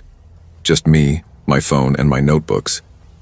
Writing was the only place I existed without shame. On anonymous platforms, I spun stories where women like me were seen, desired, cherished, where someone looked at them like they were the center of gravity itself. I wrote about love I'd never touched, intimacy I'd only dreamed of. And strangely, my faceless readers adored me. They called my stories tender, real. They loved me without ever knowing who I was. Outside that bubble, I might as well have been a ghost. The loneliness gnawed quietly, like a dull ache in the ribs. Nights blurred into each other. Me lying in bed, the blue glow of my phone painting my walls while I scrolled through perfect people with perfect lives. Couples laughing in kitchens, engagement rings, honeymoons. The more I watched, the smaller I felt. I told myself I didn't need love, that I was above it. But the truth was simpler, uglier. I wanted to be seen. That's when the ads started appearing. Dating apps, sugar dating sites, banners promising connection, affection, even luxury. Older men looking for companionship. At first, I rolled my eyes. It felt cheap, desperate. But then curiosity started whispering, maybe someone out there wouldn't care about appearances. Maybe someone just wanted company, mine. So I did it. I made a profile. No photo, just a vague description of who I wished I was. My page sank into the ocean of filtered faces, glossy smiles, manicured perfection. Most nights I just scrolled, pretending I was part of that world. I never messaged anyone. The fear of rejection sat heavy like a hand on my throat. But I couldn't stop reading the profiles. Men in suits, silver-haired executives, even a few younger ones playing at dominance and generosity. It was voyeurism more than hope. Until one night, it was late. The air in my room was stale. The crumbs from an empty bag of chips scattered across my notebook.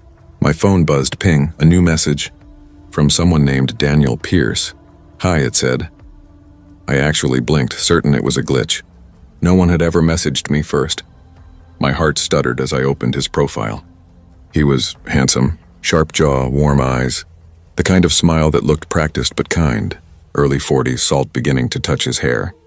His bio was short and clean, 45, single, successful, looking for someone genuine. I stared at the screen for a full minute before typing back. Hello. Almost immediately, another ping. How are you doing, gorgeous? I froze. Gorgeous? My profile didn't even have a picture. I typed back before I could think. You don't even know what I look like. His response came fast. I believe the most beautiful souls hide. That's why I'm here, to find the kind of beauty the world overlooks.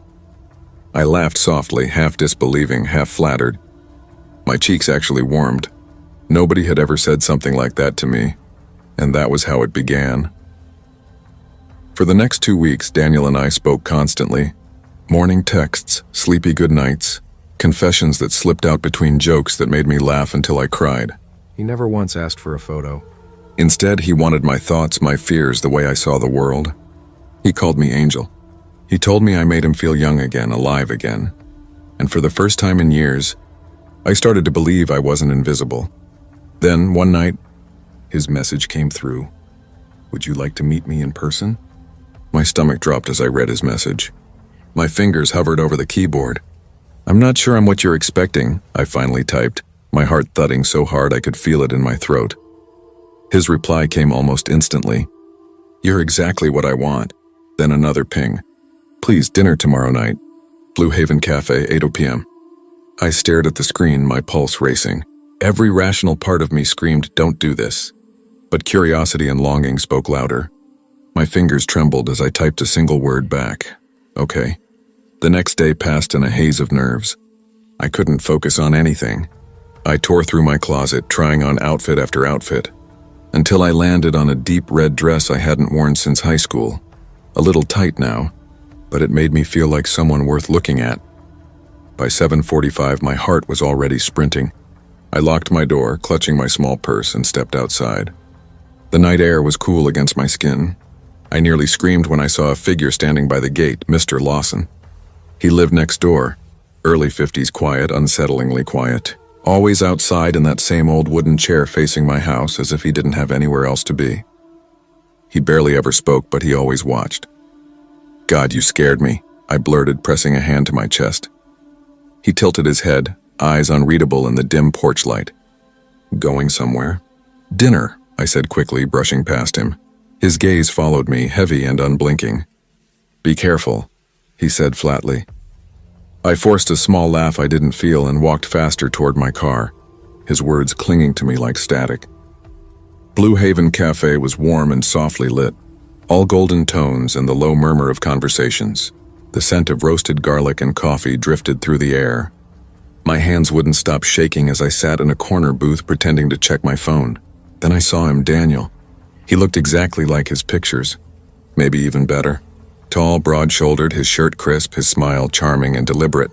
When he saw me, his face lit up like he'd been waiting his whole life for this moment.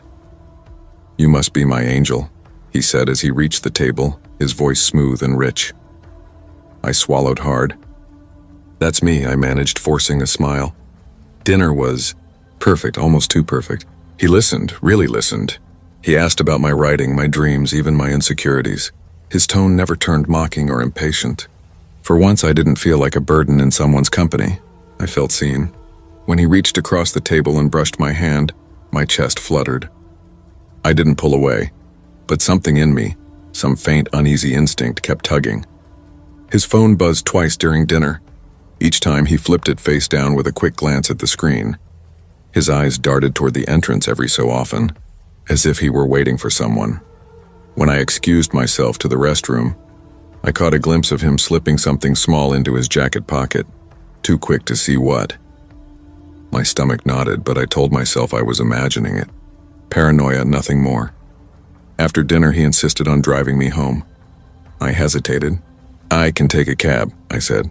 "I just want to make sure you get home safe," he replied softly, smiling in that disarming way that made saying no feel rude. So I agreed. The car smelled faintly of leather and his cologne, warm, expensive, intoxicating. We chatted lightly about music, about the cafe, about little meaningless things. But then, without warning, he took a turn that wasn't toward my street. I said carefully, watching the unfamiliar buildings pass by. "I think you missed the turn." No, he said, voice smooth. "Shortcut." A cold wave spread through me. My fingers tightened around my phone. Then it buzzed. A text from an unknown number. "Don't trust him." "Get out. Lawson." My blood went ice cold. I looked at Daniel. His jaw was tight, his knuckles white on the wheel. My breath came shallow. "Actually," I stammered, forcing a small laugh. "Can you stop here? I just realized I need to grab something from a friend's place." He didn't slow down. "We're almost there, Angel." "Stop the car," I said, my voice breaking, trembling. He turned to me then, his eyes darker than I'd ever seen them. "Don't you trust me?" Something inside me snapped. My hand flew to the door handle. As the car slowed at a stop sign, I shoved it open and threw myself out. The pavement tore at my knee as I hit the ground. Pain exploded, but adrenaline shoved it aside. By the time I looked up, Daniel's car was already gone, taillights vanishing into the dark. I stumbled home in shock, the world around me blurring. Every sound, every flicker of light felt distant. When I reached my street, Lawson was still outside, sitting in that same old chair. He stood when he saw me. His expression didn't change, but his voice softened just enough. "I told you to be careful." I wanted to ask him how he knew, why he texted me, what Daniel had really wanted. But the words never came. I just nodded, tears burning my eyes. That night I deleted the app. Deleted every anonymous account. Then I stood in front of my mirror, staring at the reflection I'd spent years avoiding. My face was streaked with tears, my hair a mess, my knee bleeding, but I was alive. I don't know what Daniel truly wanted, money, control, or something worse. But I know this. Loneliness can be a predator, and sometimes the creepiest neighbor isn't the one you should fear most.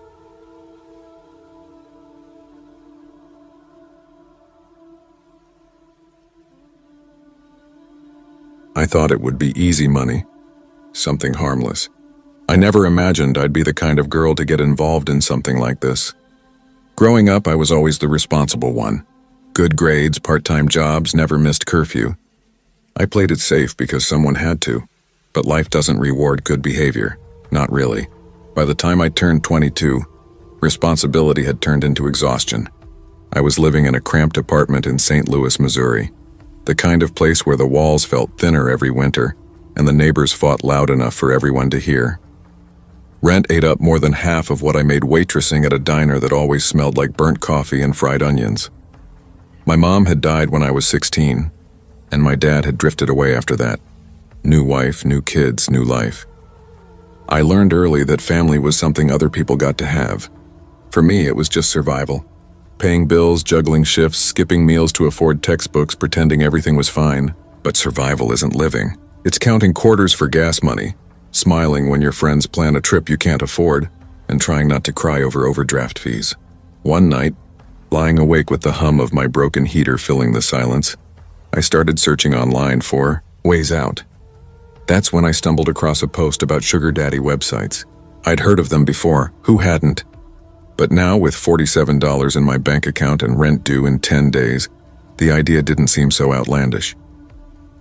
I thought about my friend Samantha. She always bragged about the things her admirer bought her. A new iPhone, designer heels, dinners at places where the cheapest drink cost more than my entire grocery bill.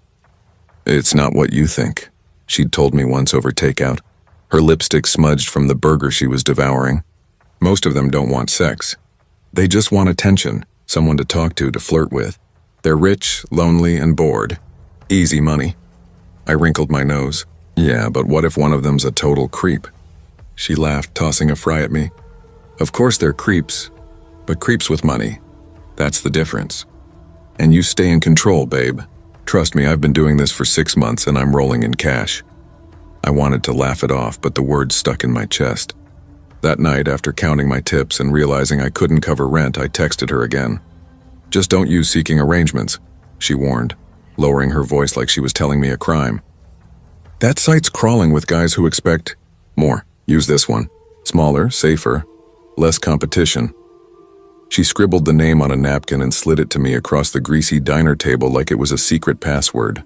I remember staring at that napkin for a long time before tucking it into my jacket pocket. Back in my apartment, the air felt colder than usual. I sat cross-legged on the bed, the glow from my cracked phone screen lighting up the dark room, and typed the name into Google. The site loaded fast. Registration was simple.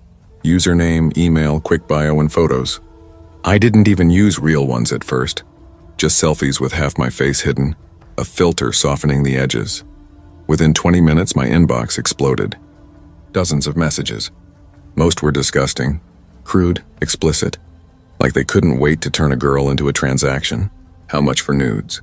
Want to meet tonight? Cash up front. I almost deleted the app right then. But one message stopped me. Username SilverFox39. "Hi, sweetheart," it read. "I'm not looking for anything physical. I just want someone to talk to. Someone genuine. I'll take care of you if you're willing to keep me company." His tone was different. Polite, almost gentle. Curious, I clicked his profile. Age 53. Retired businessman from Kansas City. A short bio about loving travel and old movies. No vulgar comments, no weird demands, just lonely. I hesitated, then typed back, "Hey, what kind of company are you looking for?" His reply came instantly. "Just conversation. Someone who won't judge me for being lonely. I've been divorced for years. Money doesn't mean much without someone to talk to." Something about it disarmed me. Maybe pity, maybe the illusion of safety. We chatted for hours that night about movies, favorite foods, books we'd never finished. His messages were carefully worded, a little awkward, like he was trying to sound younger than he was. But he was charming in that old-fashioned, patient way. Before logging off, he wrote, "I'd like to send you something as a thank you." "What's your Cash App?" I froze, thumb hovering over the keyboard. It felt wrong, but my stomach ached with hunger and my rent reminder was pinned to the fridge. After a long minute, I sent it. The next morning, my phone buzzed. $500 received from SilverFox39.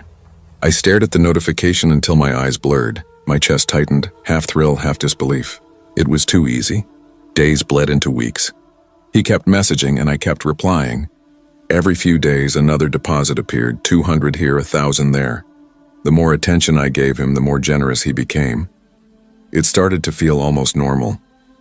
Like a routine. Like I was finally getting ahead. "Good morning, love. Hope you're having a great day. Sent you a little something for lunch. Ding, $300 received. Miss our conversations. Here's $700 for being so sweet." At first, I thought it was a mistake. Who just sends money like that? But it was real. For once, my fridge wasn't empty. I filled it with groceries, fresh fruit, milk, things I hadn't bought in months.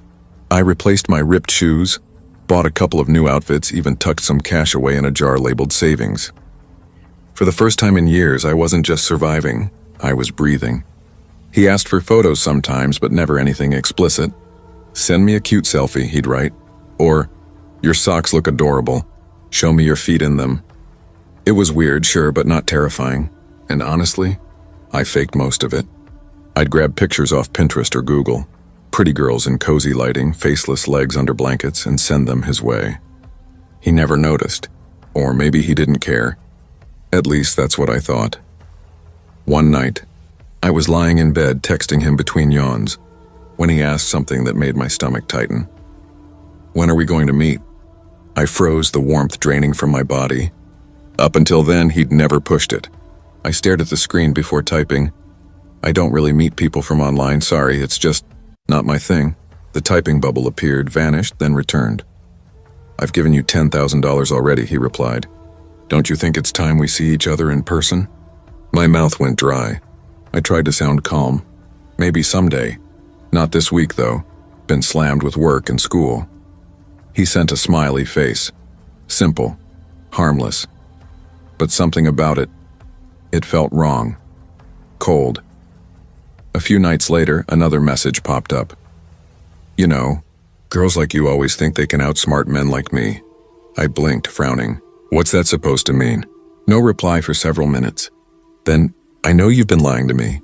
I'm not stupid. My heart started pounding. Was he talking about the photos? My excuses? My mind raced. I don't know what you mean, I typed, fingers trembling. Oh, you know exactly what I mean, came the response. No one gets away with scamming me. If I'm not mistaken, you live on Oak Ridge Avenue, apartment 2B, St. Louis, right? The air left my lungs.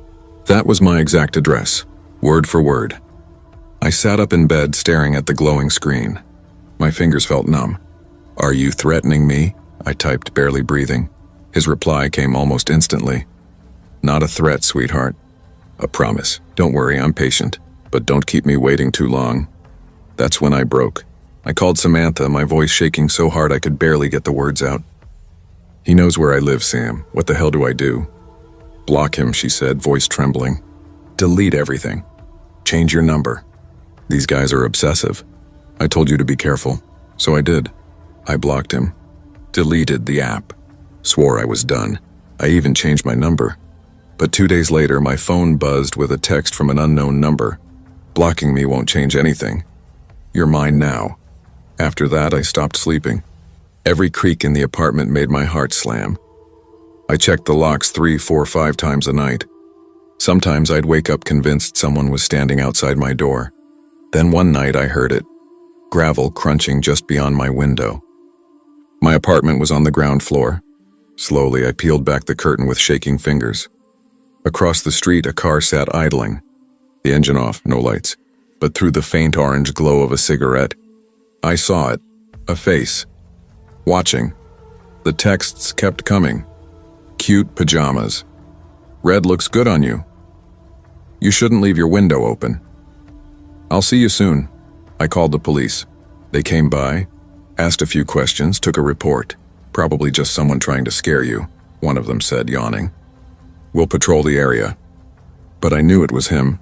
It happened on a Thursday night. I'd just finished a double shift at the diner. My feet ached, my uniform smelled like grease, and I just wanted to collapse. But when I reached my door, something felt off. The lock. It wasn't locked. The door was open. Just a crack. My breath hitched. I pushed it open slowly, my heart thudding so hard it hurt. The living room light was on, and there, sitting in my chair like he belonged there, was a man I had never seen before. Gray hair, expensive suit, a calm smile that didn't reach his eyes. Hello, sweetheart, he said softly. Finally, we meet. The rest is a blur. Flashes of movement, the sound of something shattering, my own voice screaming. When the police found me hours later, I was curled up in the corner, shaking, barely able to speak. He was gone. My apartment ransacked, my phone smashed to pieces, my bank account emptied. They never found him. Not his name, not his car, not even a trace of his online profile. It was as if he'd never existed. I learned the hard way that easy money doesn't exist. And sometimes loneliness can turn a man into something much worse than a monster.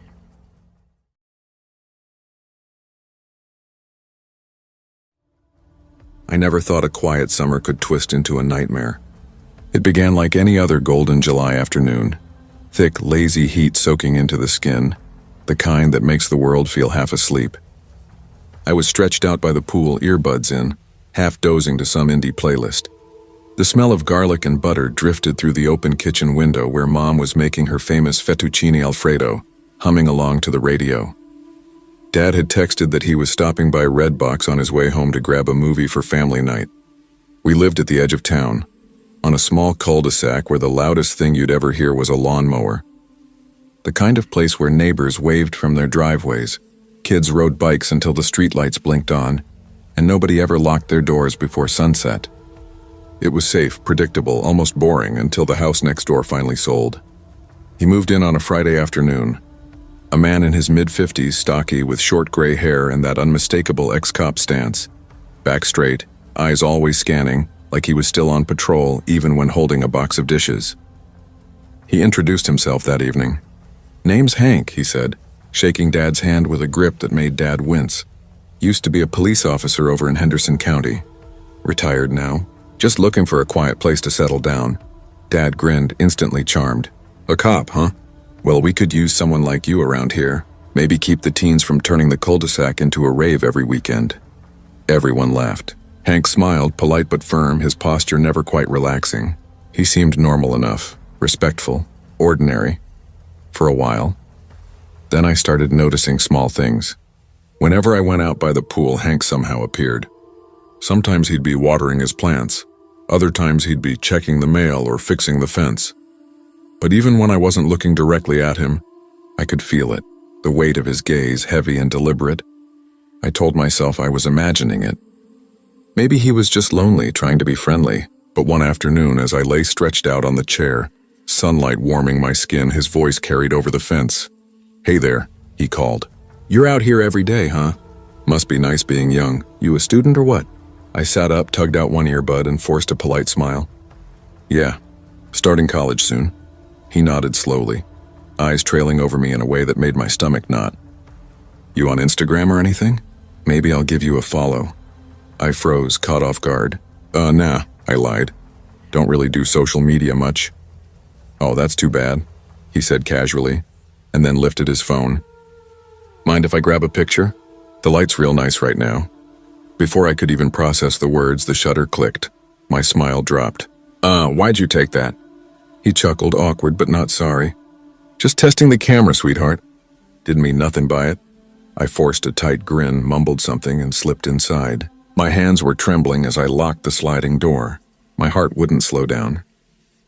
At dinner, I wanted to tell my parents, but Mom was glowing about a promotion at work, and Dad was halfway through his second beer, joking about Hank helping him install a new security light. It didn't feel like the right moment, so I stayed quiet.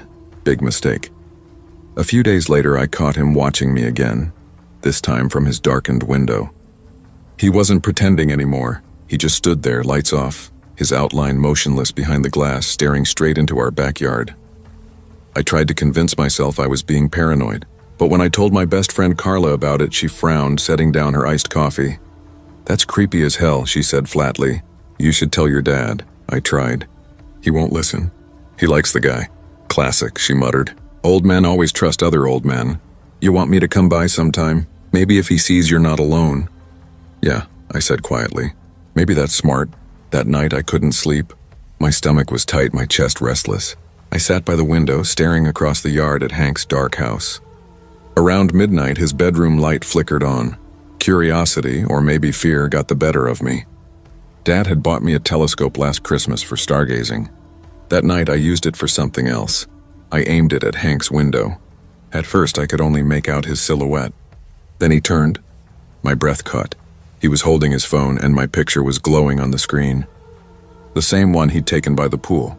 He stared at it for several long seconds, unmoving before setting it down beside a small, neat stack of photographs on his nightstand.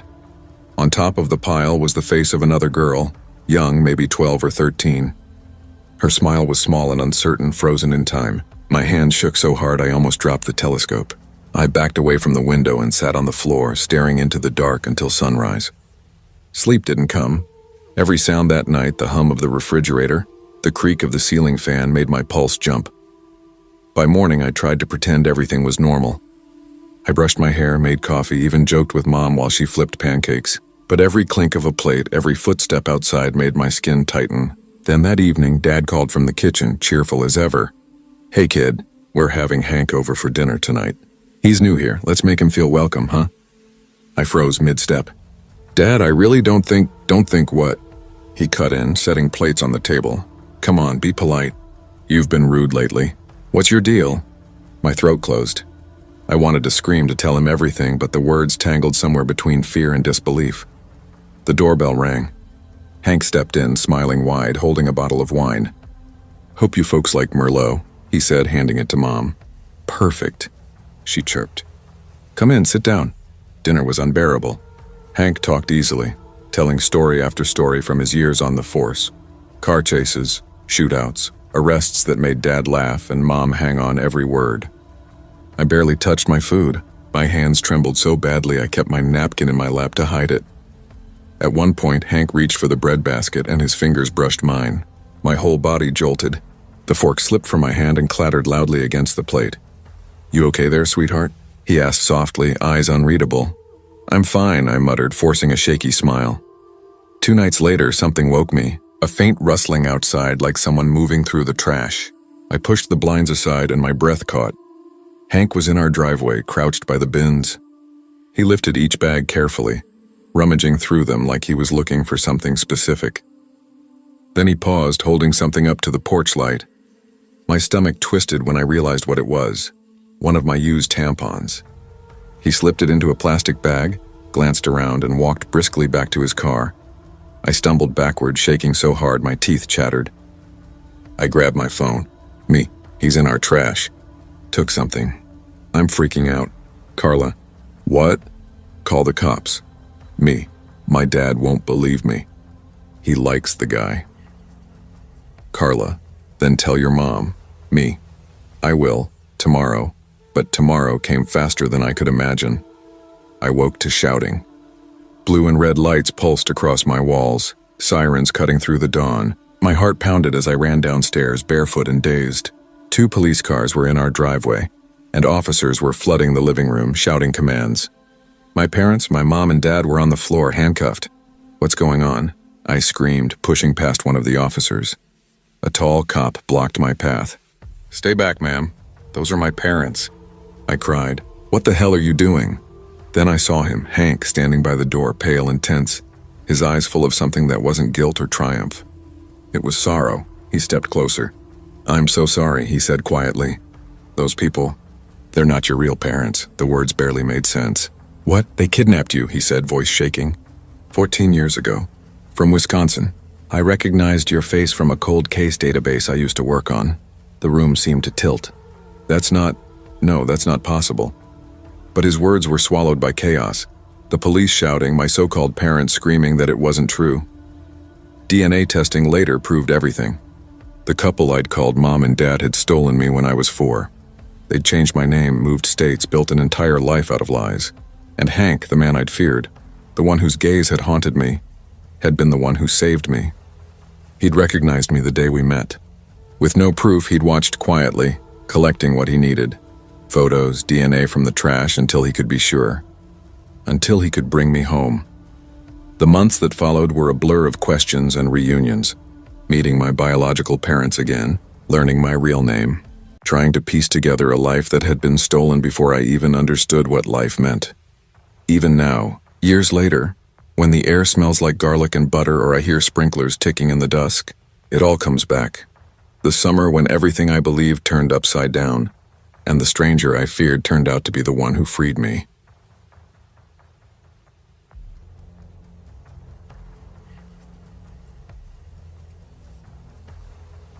I've lived on Cedar Lane for about 8 months now, and until a few weeks ago I would have sworn it was the quietest street in all of Everett.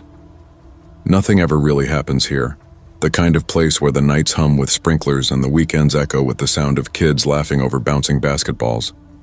I moved here after a messy breakup, chasing some quiet. A small 1-bedroom on the 2nd floor of a duplex facing the street. Simple, predictable, peaceful, until the girl showed up. It started one Thursday morning. Same routine as always. I was waiting for the Route 27 bus to downtown, earbuds in, half zoned out, scrolling through work emails. The stop was just a metal bench beneath a sun-bleached ad for a dentist with an unsettlingly wide grin. Across the street, a big oak tree threw long shadows over the cracked sidewalk. I remember the air that morning, crisp enough to see my breath, the sun still rubbing sleep from its eyes behind the houses. I was staring down the road, looking for the faint glow of headlights when that instinct hit me. Someone was too close.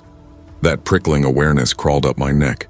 I turned. A girl stood right beside me, maybe 8 or 9 years old, skin pale as chalk, hair the color of wet dirt, tangled but tucked neatly behind one ear.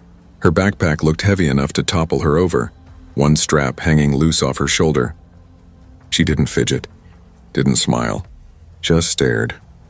"Hey, kiddo," I said, awkwardly tugging one earbud free. "You scared me there." Nothing. Not even a blink. Her gaze stayed fixed on me. Then she spoke softly, like she was saying something secret. "You're really pretty." It caught me off guard. I gave a small laugh. "Well, thanks. That's sweet of you." But she didn't move. Her eyes stayed on mine, too still, too calm. Then she tilted her head slightly, her voice even and eerily quiet. "I'm going to rip your face off." I froze.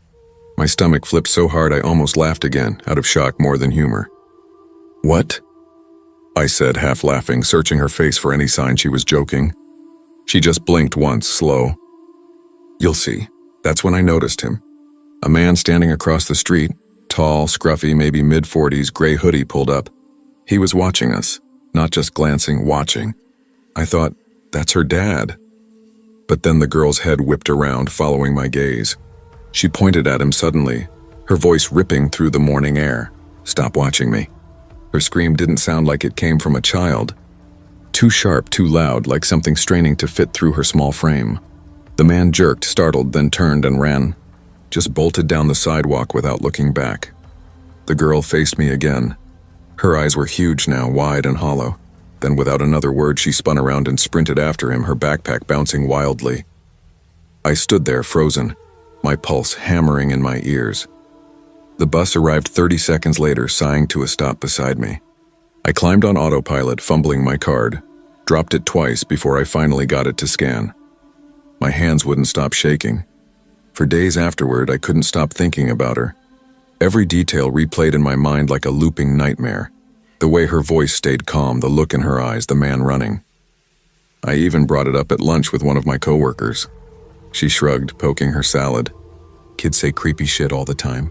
You ever see those TikToks where they talk about past lives?" I laughed weakly, pretending that explanation settled something in me. God, I wanted it to. Then came last Saturday. I was waiting outside my friend Nate's apartment building, killing time while he grabbed his jacket. The place was 2, maybe 3 suburbs away from Cedar Lane, miles from that bus stop.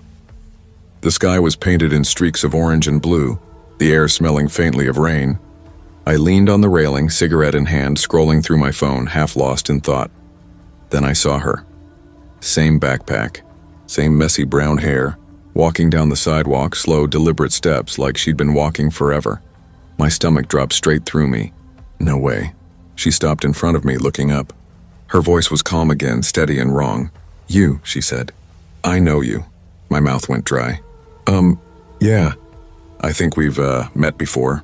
At the bus stop, right?" She didn't answer. Her eyes followed the trail of smoke curling from my cigarette, then lifted back to my face. Her head tilted again, same slow, deliberate motion, as if she were studying me like a puzzle she couldn't quite solve. "You shouldn't be here," she said quietly. My stomach tightened. "What do you mean?" She took a small step closer, her sneakers whispering against the concrete. "He doesn't like when people talk to me."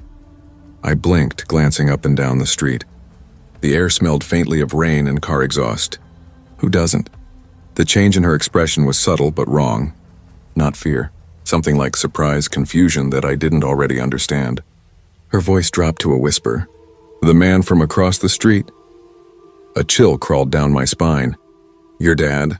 She shook her head slowly. "No, not my dad. He just follows." For a moment, I didn't know what to say. My throat went dry. I kept half an eye on the building door, waiting for Nate to come out and rescue me from whatever this was. But she just stood there, motionless, watching me. Her silence pressed heavy between us. Finally, I forced a breath and tried to sound calm. "Look, kid, are you lost?" Do you need me to call someone? Her brow furrowed like she was listening to something I couldn't hear. Then she said softly, "He said you'd say that." My heart kicked hard. Who did? Her eyes narrowed just a fraction. The corners of her mouth twitched like she was holding back a smile. "You'll see soon." The words hit me like déjà vu, same tone, same calm certainty. I opened my mouth, but before I could speak, Nate's voice echoed down the steps. "Yo, you ready?" I turned toward him, relief flooding through me. Yeah, 1 sec.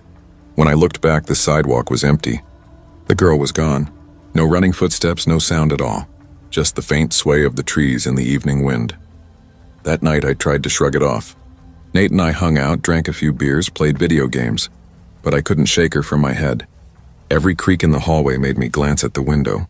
Every shadow felt too long. By midnight, I'd had enough and decided to head home. Cedar Lane was quiet when I got off the bus. Quiet the way only small streets get after midnight. Streetlights hummed and flickered one by one, casting uneven pools of yellow across the pavement. I crossed the spot where I'd first met her. My breath fogged in the air. That's when I heard it. Soft tapping behind me. Footsteps. I turned fast, expecting a jogger or maybe a neighbor taking out trash. The street was empty. Just the whisper of wind through the oak branches. When I reached my driveway, I saw it. A small pink backpack sitting neatly on my front step. It was the same one. I stood there for a long moment, every instinct screaming, "Don't touch it." But curiosity won. Slowly, I crouched and unzipped it. Inside were a few crumpled papers, some small plastic toys, and a photo.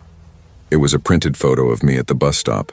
Same coat, same angle, earbuds in, my head tilted down exactly as I remembered. Only, I hadn't seen anyone taking pictures that day. Across the bottom, scrawled in messy black marker, were 3 words. "You'll see soon." That night, I didn't sleep. Every creak in the house made my heart jolt. Around 2 a.m. I heard it again, a faint scraping sound from outside my window. I pushed the blinds aside. She was standing under the flickering streetlight, face tilted up toward my apartment. Same blank stare. My breath caught. "Jesus Christ," I whispered. She raised one hand slowly, pointed toward my window and said something. Her lips moved, but I couldn't hear through the glass. Against every sane impulse, I unlatched the window just enough for her voice to drift through. Quiet. Calm. Icy. "He's behind you." I spun around, heart pounding so hard it hurt. Nothing. Empty room. When I turned back, she was gone. Weeks passed without a sign of her. I started to convince myself it had all been stress. Grief from the breakup, too many sleepless nights. Maybe I'd imagined it all. But last night, everything came back. I came home from work and noticed the front door slightly open. I could have sworn I'd locked it. My voice shook as I called out, "Hello?" No answer. The air inside felt thick, stagnant. I stepped into the living room and froze. Every photo frame I owned had been turned around, faces pressed to the wall, except one. On the coffee table lay that same printed photo of me at the bus stop.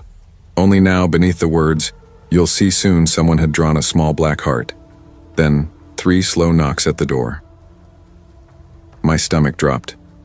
I crept to the peephole. No one. But there on the doormat was another photo. This one was taken from inside my apartment. My back to the camera, sitting on the couch, watching TV. That was when I called the cops. They searched, took statements, said it was probably a prank, maybe some neighborhood kid. But tonight, right now, as I write this, I can hear it again. That faint tapping at my window. Every time I glance at the glass, I catch a flicker of movement, a small shadow slipping out of sight. I don't know what she is. I don't know who that man was. But I know this. I should have never talked to that girl on Cedar Lane. Because now every night she comes back, and each time she's a little closer.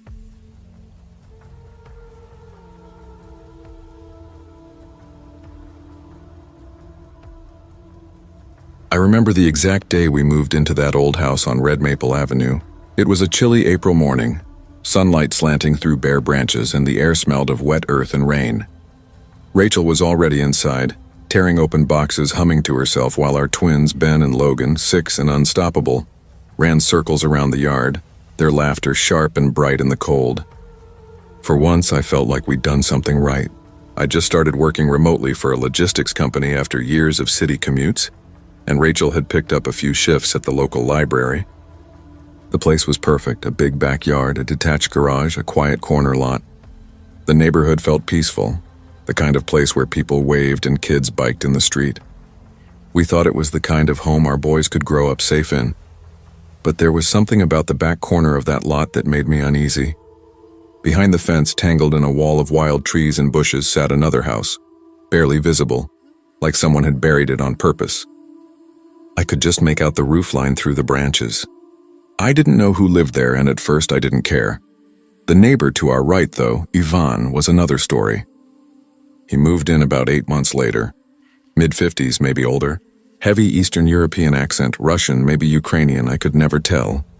Always in gray work pants and a tucked-in collared shirt, even in 90-degree heat. The first time I met him, I was mowing the lawn. He appeared by the fence, lifted a hand and said, "You new here?" Kind of," I said, cutting the mower. "Moved in last year." He nodded. "Yes, quiet place. Good for children." "Yeah," I said, smiling. "That's what we thought, too." He didn't smile back. Just stared, flat, expressionless, and walked away. That was the last real conversation I had with him for months. By June, the twins practically lived outside.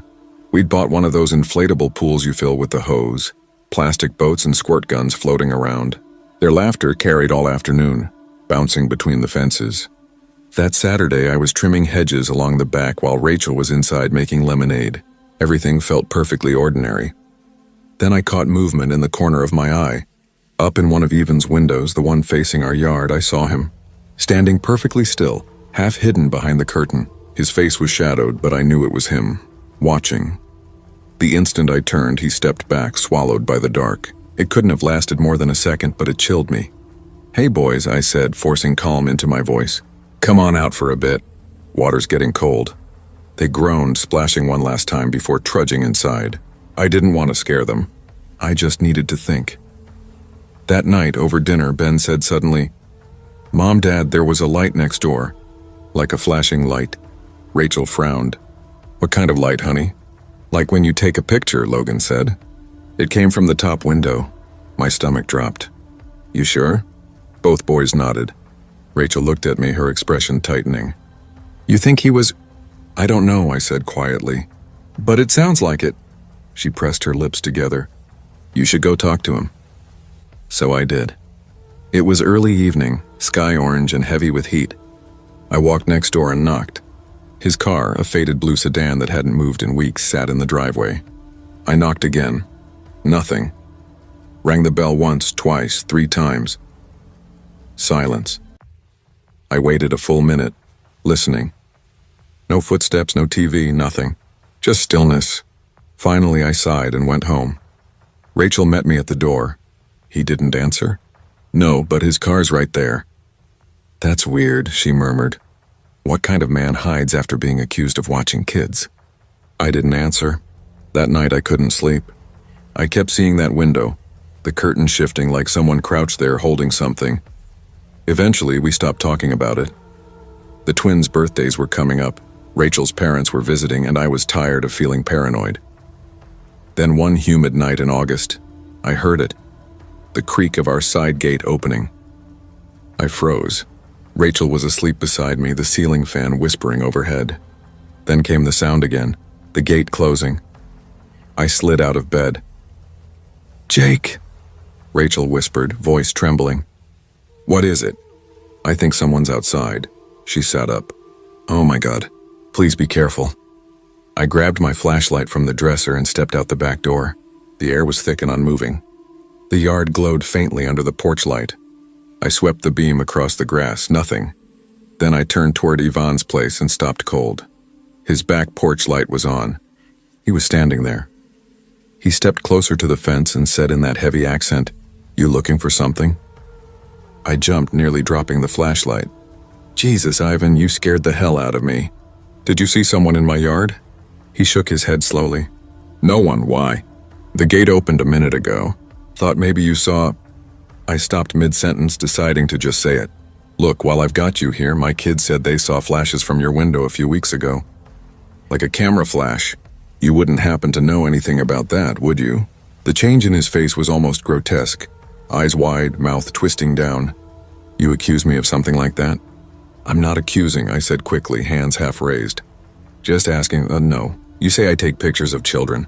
That is sick. You Americans... His voice rose, trembling with fury.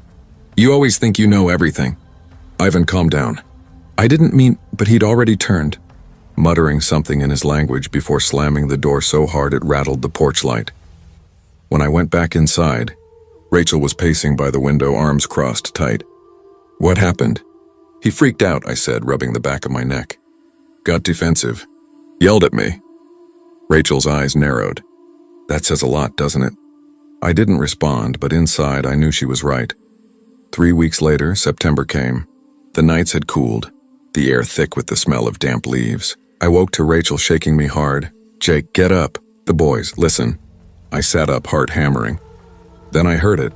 The twins screaming downstairs. We stumbled over each other, racing to their room.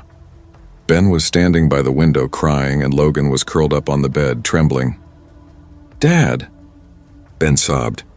There was a man at the window. There was a flash. My blood ran cold. I rushed to the window, yanking the blinds. The yard outside was empty, silent, but the air felt wrong, like it had just been disturbed. I grabbed both boys, carried them upstairs. Rachel was crying now too, voice shaking. What happened? They said someone was outside. With a flash! Oh God! She pressed her hands to her face. I'll check Ivan's place, I said, already moving toward the hall. I went to the bedroom window that faced his house. It was pitch dark, except for one thing. Upstairs in that same window overlooking our yard, a curtain moved, and behind it, faint but unmistakable, was Ivan's face. He was staring right at me. Then the light went out. I stormed downstairs before Rachel could stop me, flung open the door and ran across the lawn. My fist pounded against his door over and over. Open the goddamn door, Ivan! I shouted, no answer. I rang the bell, kicked the frame, yelled his name until my throat hurt. Still nothing. Finally, I called the police, not because I thought they'd arrest him, but because I wanted something on record. If it ever got worse, I needed proof. 2 officers arrived about 20 minutes later. I told them everything, the flashes, the window, his refusal to answer. They took notes, exchanged glances, then knocked on his door themselves. No response. One of them sighed. We can't enter without probable cause, sir. If you see him again, call immediately. And that was it. We barely slept that night. Rachel made a makeshift bed for the twins in our room. Every night afterward, I sat out on the porch waiting, watching. But Ivan never appeared again. No lights, no movement. It was as if he'd vanished. Rachel suggested we move. I resisted at first, it felt like giving up. But after a week of sleepless nights and that crawling dread that never left, I agreed. Within a month, we found another place 2 towns over. Smaller yard, less charm, but safe. The last time I saw the red maple house was through the rearview mirror as we drove away. Ivan's blinds were drawn tight, same as always. A few weeks later, Rachel got a call from a woman who'd lived down the street from us. Did you hear what happened to your old neighbor? She asked. Rachel's voice was tense. What neighbor? The man next door. Police cars were there all day. Turns out he'd been gone for months. The house was empty, but they found all kinds of weird stuff inside. Cameras, computers, God knows what else. Rachel didn't say a word after that call. She just looked at me, pale and hollow-eyed. We never spoke of it again. Not to the boys. Not to anyone. But sometimes when the twins are playing outside and sunlight flickers against a window across the yard, I catch myself looking twice just to be sure no one's watching.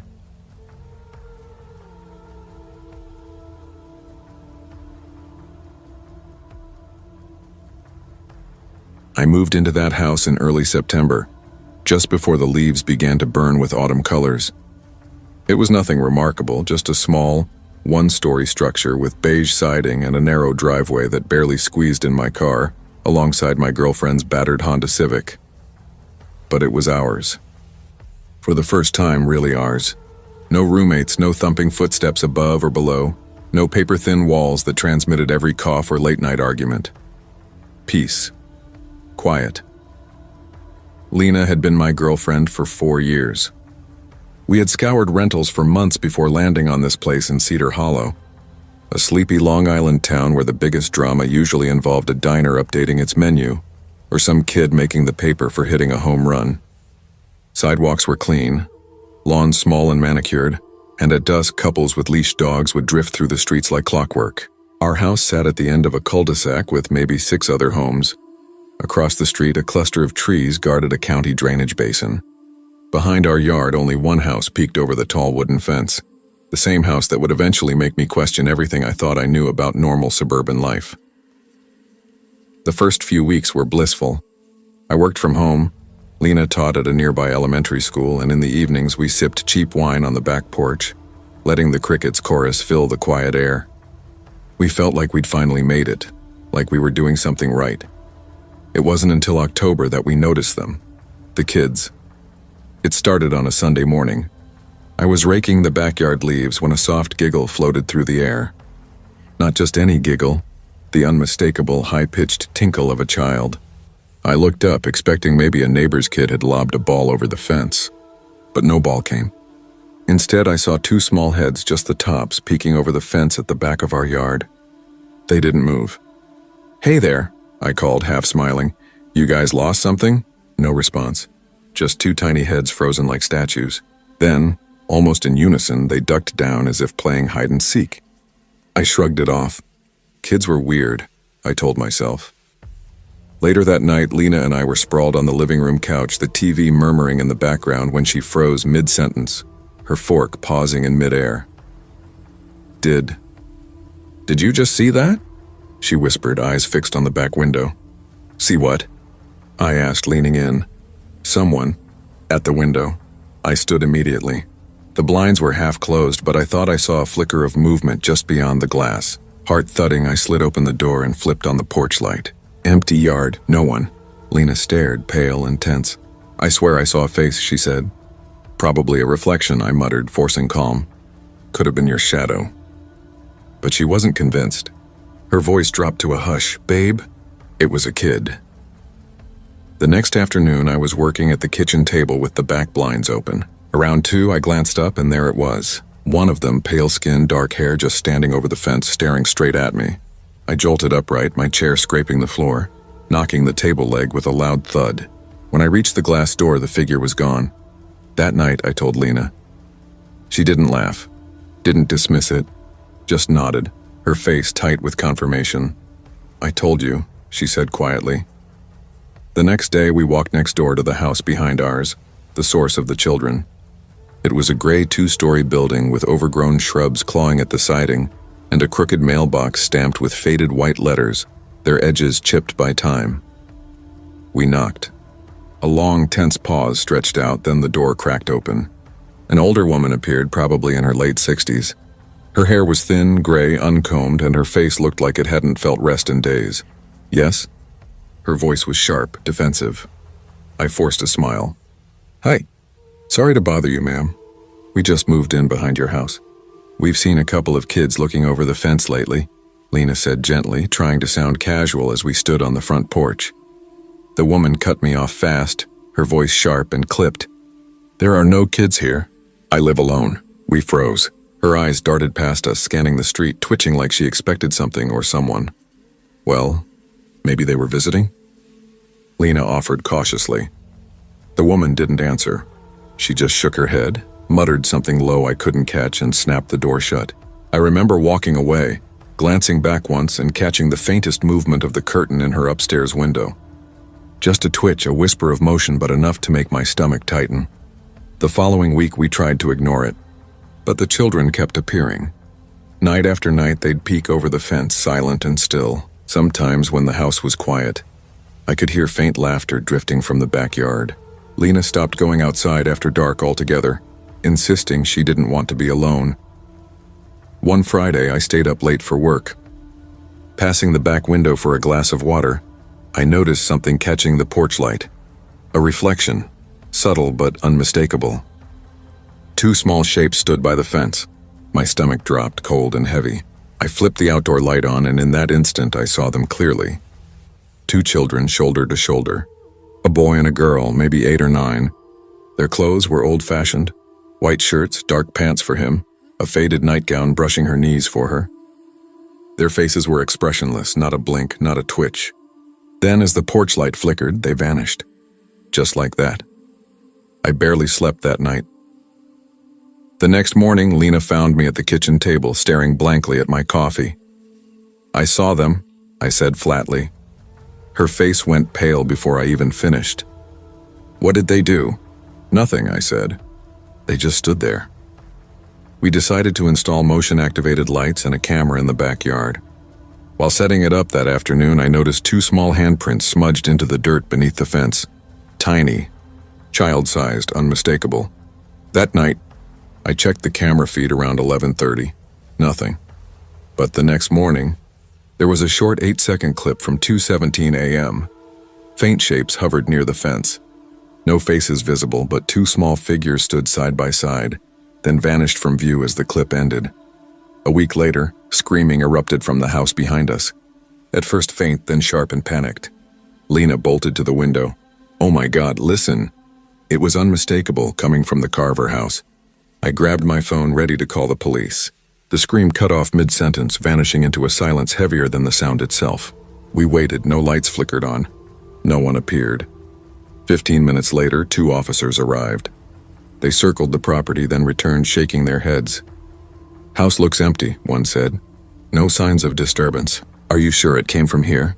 We nodded, but the doubt in their eyes gnawed at me. Lena called after them. "What about the woman who lives there?" The younger officer frowned. "Ma'am, that property's been vacant for over 6 months. The owner passed last winter. You probably heard something else." Lena's jaw dropped. My knees felt like they might buckle. "That's not possible. We talked to her. We were right there." She answered the door. The officer forced a polite, uneasy smile. "Maybe you met a relative clearing it out. But the house has been empty for a while." When they left, Lena sank onto the couch, pale and silent. I went to the window again, staring at the fence. That's when I saw it.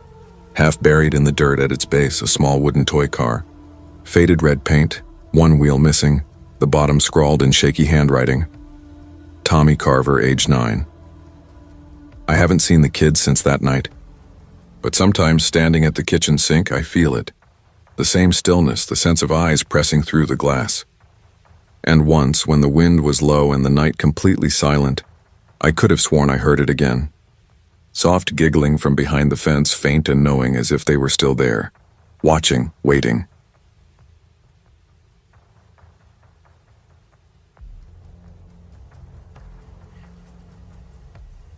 I moved to a quiet little town called Ridgefield Springs about 6 months ago. It was one of those places where the houses were spaced wide apart, the streets shaded by sprawling oak trees, and strangers waved at you as easily as neighbors. I'd thought it would be perfect for my kids, my 5-year-old son, Noah, and my 3-month-old daughter, Emmy.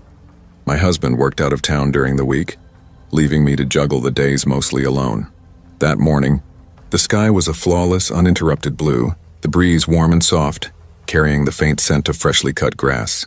It was the kind of day that practically demanded you step outside. My phone buzzed with a text from my friend Hannah. She was heading to Cedar Grove Park with her daughter, Lucy. I hadn't been there yet, but Hannah promised it had fantastic playground equipment, a spacious parking lot, and open grassy areas surrounded by trees. It sounded ideal. I packed snacks and diapers, bundled Emmy into her carrier, and got Noah buckled into his little car seat. When we arrived, the park was quiet, the kind of calm that feels like it's holding its breath, punctuated only by bird song and the occasional laughter of children.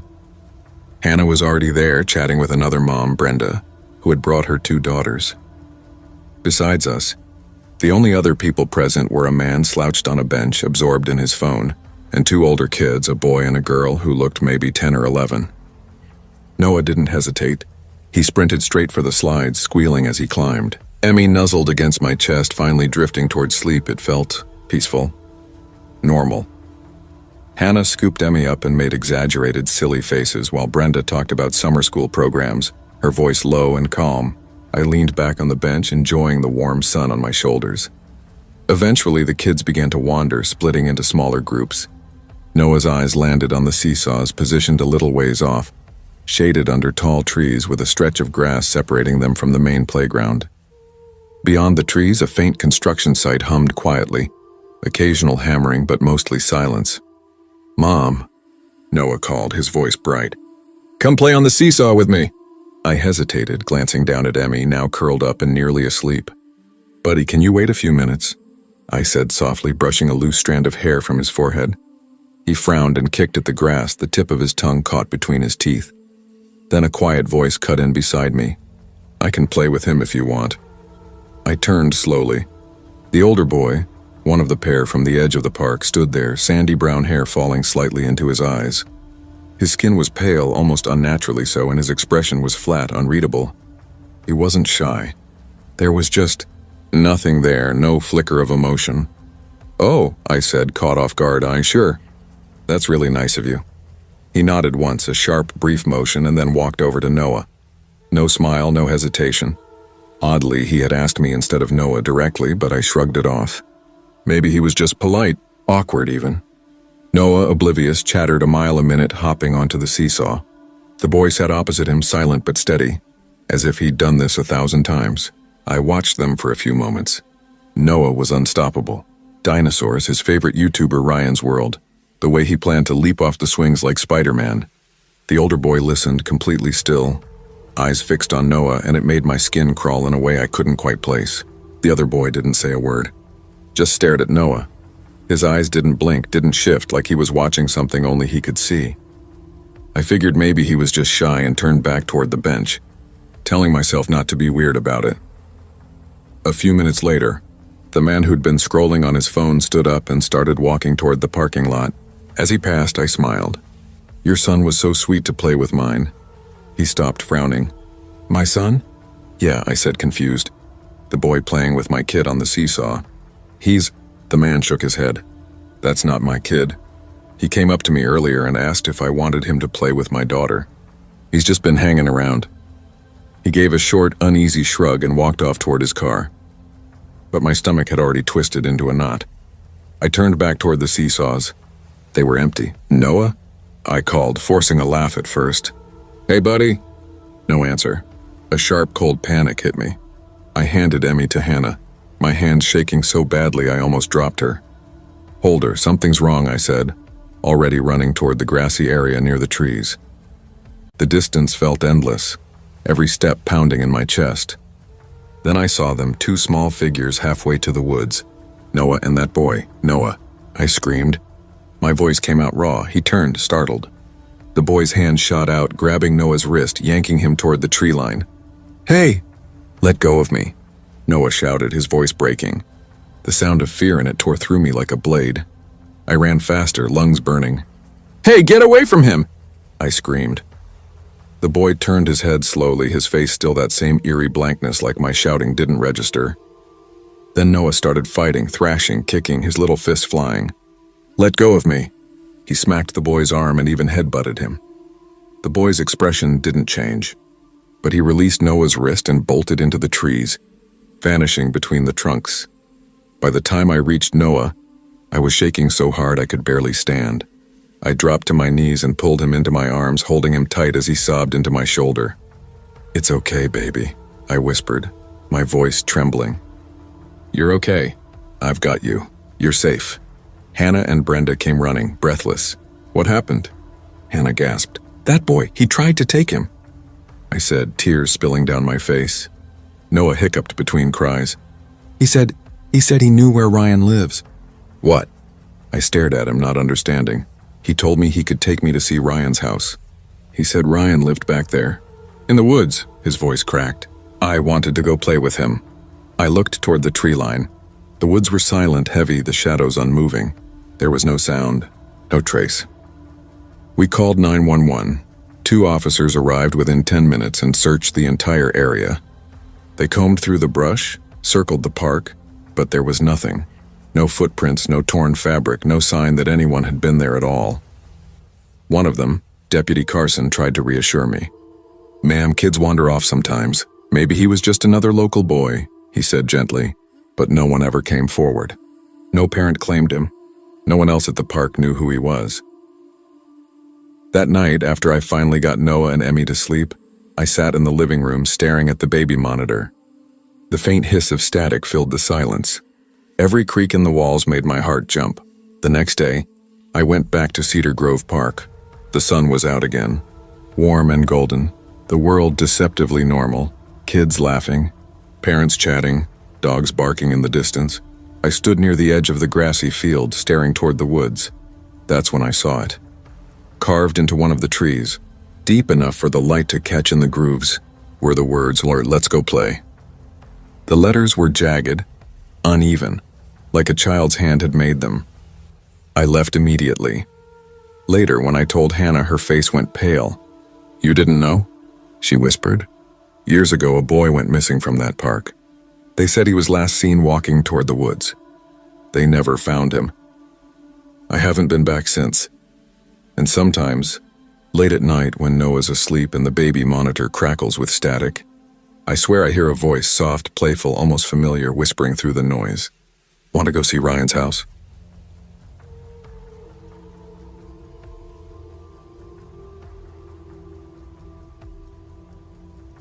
I don't talk about this memory often. Hell, for decades I didn't even remember it.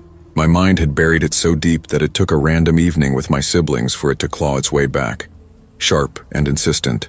We were all gathered around my sister's dining table, laughing about Dad, the time he locked the car keys in the car while it was still running, or how he spent an entire hour hunting for his glasses when they were perched on his head the whole time. Dad was like that. Funny, kind-hearted, absent-minded in ways that made Mom joke it was a miracle none of us ever got lost because of him. Then it hit me. Not like a whisper or a nudge, but like a gut punch I hadn't felt in decades. This wasn't a funny memory. At first I didn't even recognize it as memory at all, but the more I thought, the sharper it became. The smells, the sounds, the sun on my skin, the way the sand clung to my knees. Every detail came rushing back. I must have been 4, almost 5. We lived in Grayson Cove then, a quiet coastal town near the southern tip of Maine, a place no one outside the state had ever heard of. A diner, a hardware store, one stoplight, and a beach mostly visited by locals. That was Grayson Cove. It started with an accident. I'd fallen at the playground a few weeks before, hit the back of my head hard on one of those old metal slides, split the skin open. I remember the blood, Mom's scream, the way Dad carried me to the ER with a towel pressed against my scalp. 7 stitches. I had screamed, cried, kicked. I'd been dramatic enough for the doctor to shake his head and tell my parents he'd never seen a kid throw such a fit over a simple fix. Weeks later, when the stitches were ready to come out, Dad volunteered to take me. Mom had a shift at the grocery store and couldn't go. I remember the crunchy paper covering the exam table, the doctor snipping and pulling. I didn't cry this time. Determined to show how brave I could be, I sat stiff and silent. When it was over, the doctor smiled. "You did good, champ." Dad's chest puffed with pride on the drive home. "You know what? You earned yourself an ice cream," he said. The afternoon sun baked the car. The windows rolled down, warm wind whipping my hair around. We stopped at a tiny roadside shop called Sweet Pets. I picked a vanilla cone dipped in chocolate shell. The chocolate cracked in tiny flakes that melted on my tongue with each lick. Dad grinned at me and then suddenly had an idea. "You want to stop by the beach for a bit?" I nodded so fast my ice cream nearly fell. Grayson Beach was just 10 minutes away, a small strip of sand tucked behind dunes, driftwood scattered like forgotten toys, a faint tang of seaweed in the air. A handful of kids splashed in the shallows, their laughter rising above the soft rush of the waves. Dad parked and led me down the sand, shoes dangling from one hand. "Stay close, okay?" He crouched so we were eye to eye. "Don't go in past your knees." "I'll be right back. Just gotta hit the restroom." "Okay, Daddy," I said. He brushed my hair from my face and handed me the rest of my ice cream. "You're my brave girl today." Then he turned and walked toward the restrooms near the parking lot. I didn't think much of it. He'd left me for a minute or two before. I was obedient, quiet, happy just to stand there at the edge of the surf, feeling cold water rush over my feet. That's when I saw him. A boy, maybe 9 or 10, standing a little ways down the beach, just far enough that I couldn't make out his face. But I noticed his sun-bleached hair sticking up in messy clumps. He noticed me staring and waved. I waved back. A minute later, he wandered closer, the water sloshing around his legs. The day was warm, salty, ordinary, but something in the air shifted the moment he stepped closer.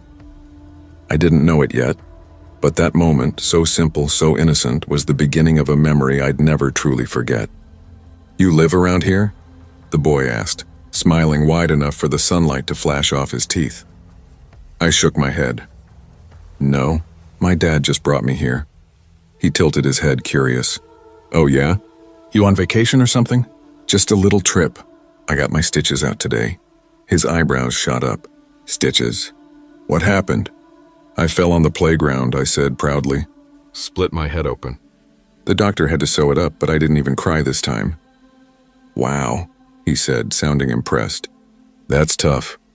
"Yeah," I puffed my chest out a little. "I'm brave now." He smiled again, but it didn't feel like the kind of smile people give when they're proud of you. It lingered too long, tugging at the corners of his mouth in a way that made my stomach twist. At 4 years old, I didn't have the words for it, but something about that grin felt wrong, like he was amused by something I didn't get. "You ever swim before?" he asked. "Sort of," I said, "but I can't go past my knees." "My dad said so." He let out a soft laugh, the kind that sounds friendly but isn't. "Your dad's not even here. I can teach you real quick. It's easy." I hesitated. "I'll get in trouble." He stepped closer, the surf swirling around his shins. "What, you scared or something?" "Thought you were brave." My little fists clenched at my sides. Brave. I'd said it myself. I didn't want him to think I was lying. So I took a few hesitant steps forward. The cold water rose past my knees, then up to my waist. He grinned. "See? That's not so bad." Then he moved closer again. Too close. Before I could react, his hands shot out, grabbing my arms, and he shoved me under. I didn't even have time to scream. Salt water flooded my mouth and nose. The world exploded into silence, except for the muffled rush of bubbles and the pounding of my own heart. I kicked and thrashed, tiny fingers clawing at his wrists. But he was stronger. So much stronger. Through the wavering light, I could see his shape above me. He wasn't laughing. He wasn't even smiling anymore. His face was blank, cold, deliberate. He was holding me down on purpose. My lungs burned. My chest felt like it might burst. I'm going to die, I thought. And then, suddenly, his grip vanished. Strong arms yanked me upward. I broke the surface, coughing, choking, screaming. My dad's voice, raw, terrified, cut through everything. He scooped me out of the water and pressed me against his chest. I'll never forget his face, the confusion melting into horror, then into something darker. Rage. He wrapped a towel around me, patting my back as I sobbed into his shirt. "It's okay. You're okay, baby. You're okay." He said it over and over like he was trying to convince himself. When I could finally breathe, I looked around. The boy was gone. The other kids, too. The beach looked empty, eerily empty, just the wind and the soft crash of waves. Dad stood scanning the shoreline. "Who was it?" he demanded. "Who did that to you?" I pointed with a trembling hand toward the water. "The boy," I whispered. "The blonde boy." Dad's jaw tightened. His face went red. Without another word, he turned toward the parking lot, muttering something under his breath. I think he meant to find the kid or his parents if they existed, but they were already gone. The beach felt different after that. Too quiet, too still. We left not long after. Dad didn't say a word on the drive home. His hands gripped the steering wheel so hard his knuckles were white. Every now and then he'd glance at me in the rearview mirror, his eyes wet, his mouth tight. He never told Mom. I know that because if he had, she'd have lost her mind, not just at the boy, but at him too for leaving me alone. A few weeks later, Dad got a new job inland. We moved. I started school. Life went on. The memory faded, or maybe I forced it to. But 15 years later, when I was in high school, we went back to Grayson Cove one summer for a day trip. The town hadn't changed much. Same quiet streets, same salt-heavy air. I wandered down to the beach alone. It looked smaller than I remembered, the driftwood bleached bone white from the sun. And there, near the dunes, stood a man, Tall, lean, mid-20s maybe. His hair was short, pale blonde. He just stood there staring out at the water. Something about him stopped me cold. Our eyes met for a second and I swear, he smirked. Just barely. Like he knew me. Like he remembered. Then he turned and walked away without a word. I told myself it couldn't be him. It had been too long. People change. Memories twist. But that night I dreamed I was back in that water. My lungs burning, sunlight fading to black. Only this time when I looked up through the ripples, it wasn't a boy holding me down. It was a man. The same cold, blank smile. And now whenever I visit the coast, I catch myself scanning the shoreline without even realizing it, searching for a flash of blonde hair. Because deep down, part of me still wonders if he ever left that town, or if he's still there, waiting for another brave little kid to wander just a bit too far out.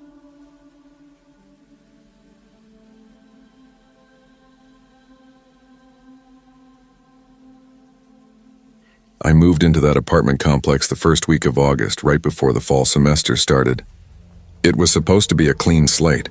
New city, new school, new life. After everything that fell apart back home, all I wanted was quiet. Somewhere small, manageable, somewhere I could breathe and focus. The place was in a little college town called Maple Bend, about 40 minutes outside Chicago. I rented a room in a 3-bedroom unit with 2 other girls, Sophie and Erin, both juniors at the same university I'd just transferred to. The apartment wasn't much, but for $600 a month, utilities included, I couldn't complain.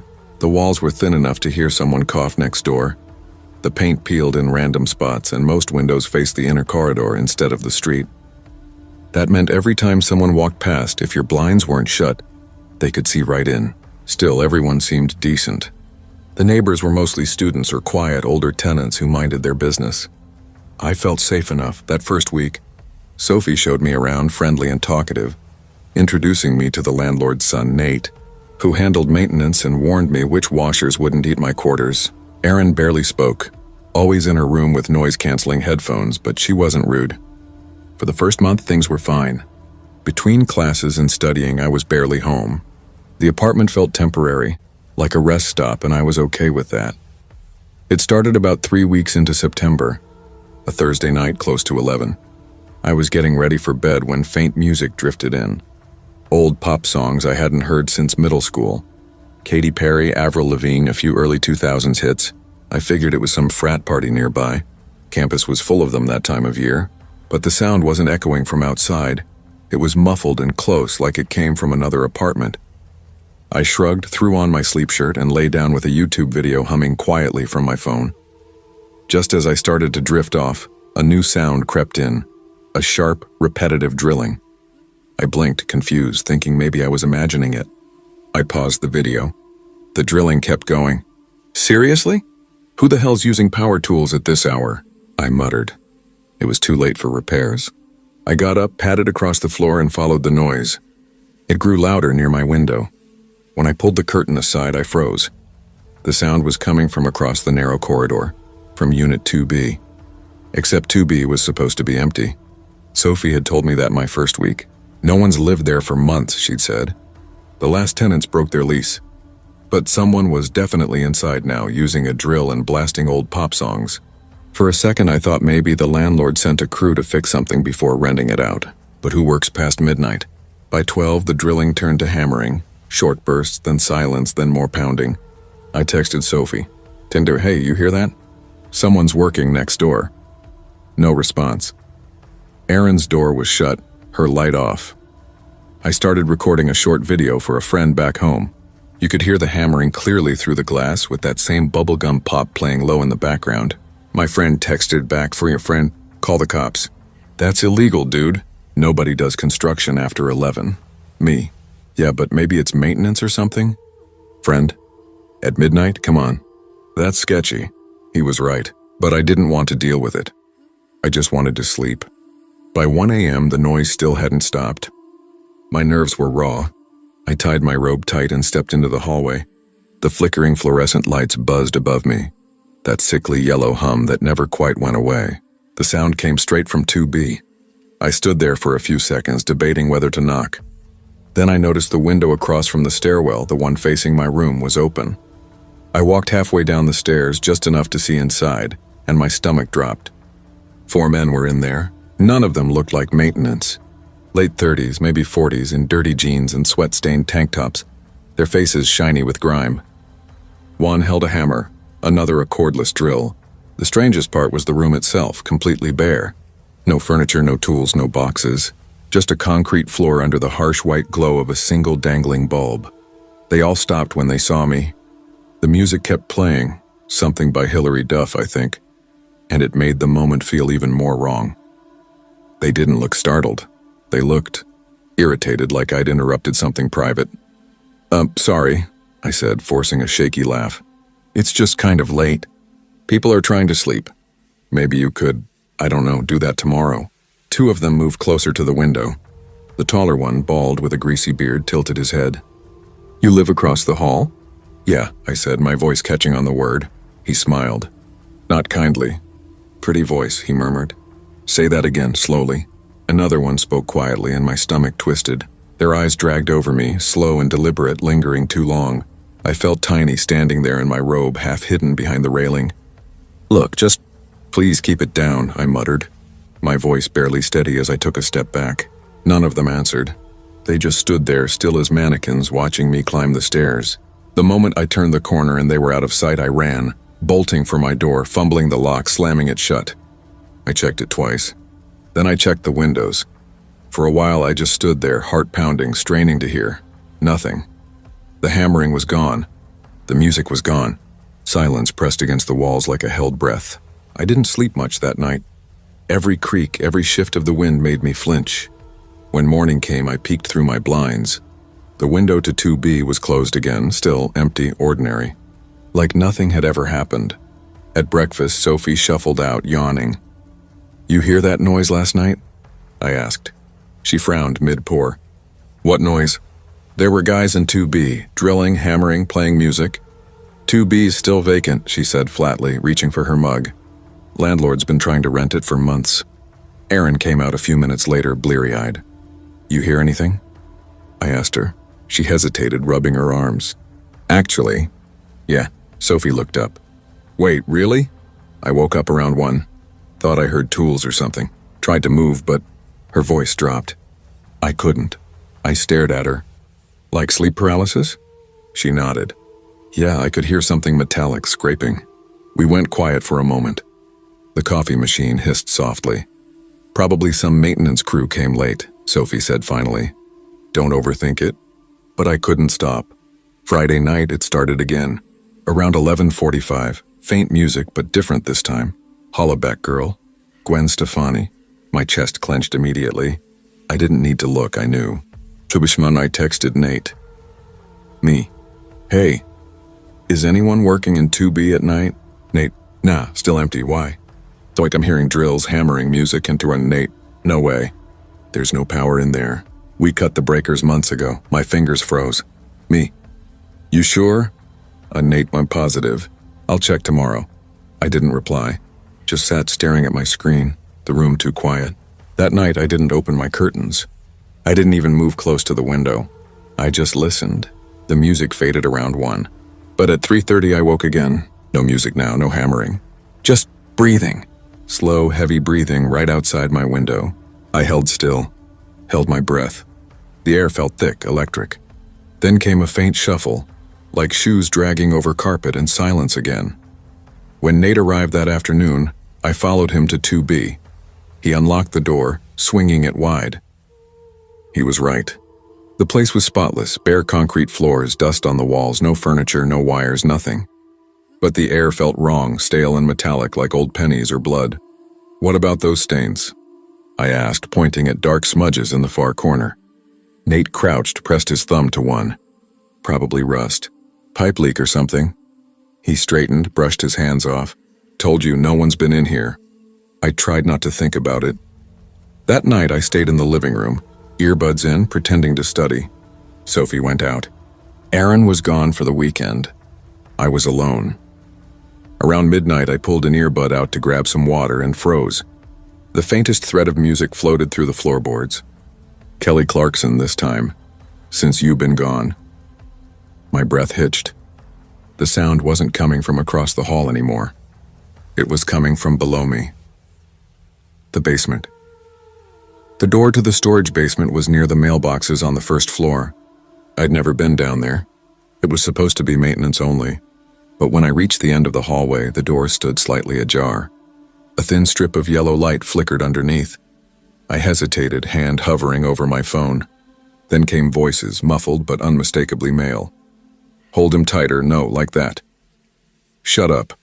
You want to wake her up again? My chest seized. Just finish it, another voice said. I stepped back, barely breathing, then the floorboard creaked under my heel. Silence. Then, soft laughter. One voice, slow, deliberate. Footsteps followed, measured, heavy, creeping up the basement stairs. I ran, locked my door. My hands shook as I dialed Sophie, no answer. Then Nate. Nate, I whispered when he picked up. Someone's in the basement. There are people down there. What? What do you mean, people? Men, 4 of them. I heard them talking, or hold him tighter. Call the cops. I'm coming right now. Before I could, there was a knock at our apartment door. 3 slow knocks. I froze. Another set, harder this time. Sophie? I whispered. Nothing. I crept to the peephole. The hallway was empty. But then movement low to the ground. 2 small shapes stood there. Children. A little boy and girl, maybe 6 or 7, barefoot on the carpet. The girl tilted her head, smiled faintly, and whispered something I couldn't hear. Then both turned and walked toward the stairs. Calm, unhurried. I didn't move until Nate arrived 20 minutes later with the cops. They found no one in the basement. No men, no kids. But they did find child-sized handprints smeared on the inside of 2B's window glass. The police searched every floor. No signs of forced entry. No one matching my description. They said it was probably squatters who took off when they heard sirens. But Sophie swore 2 nights later, she saw those same kids again standing near the dumpsters at 2 a.m. When she called to them, they ran straight toward the basement door and vanished. A week later, maintenance sealed off 2B and the basement completely. Renovations, they said. But sometimes, late at night, I still hear it. Soft, cheerful pop music echoing faintly through the walls. Always the same pattern. The song starts sweet and nostalgic. Then underneath it comes the dull, steady rhythm of hammering. And sometimes, if I listen too long, I swear I can hear a little girl's voice singing along.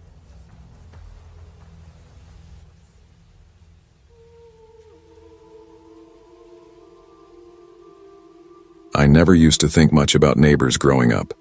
They were just background noise. People you waved to when taking out the trash or borrowed sugar from mid-recipe.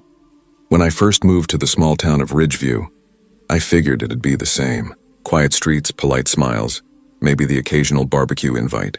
But I was wrong. I'd been there 3 months when I met the kids next door, and I swear to God I've never looked at children the same way since. I moved into that house on Maple Court in early October. A single-story rental with an overgrown backyard and a crooked mailbox that leaned toward the street like it was eavesdropping on gossip. The rent was cheap, which should have been my first red flag. The landlord, Mr. Tully, said it was because the last tenants left in a hurry. He laughed after saying it, but the sound cut off too quick, like he'd remembered something he shouldn't. My name's Rachel. I was 28 then, freshly divorced and desperate to start over. My old apartment in the city felt like a cage full of echoes from a life I didn't want anymore. Ridgeview was supposed to be quiet. Somewhere people said morning without meaning anything more. The first week was peaceful. I worked remotely for a small marketing firm, so I rarely left the house except for groceries or evening walks. That's when I first saw them, the kids next door. It was a Sunday afternoon, the air crisp with that sweet rot of fallen leaves and chimney smoke. I was raking when I heard laughter. Not the wild, sudden kind kids usually make, but steady, synchronized, almost rehearsed. I looked over the fence. 2 kids stood there, maybe 8 or 9. A girl with dark curls tied messily, wearing a faded pink sweater, and a boy in a red hoodie 2 sizes too big. They stood perfectly still, side by side, just watching.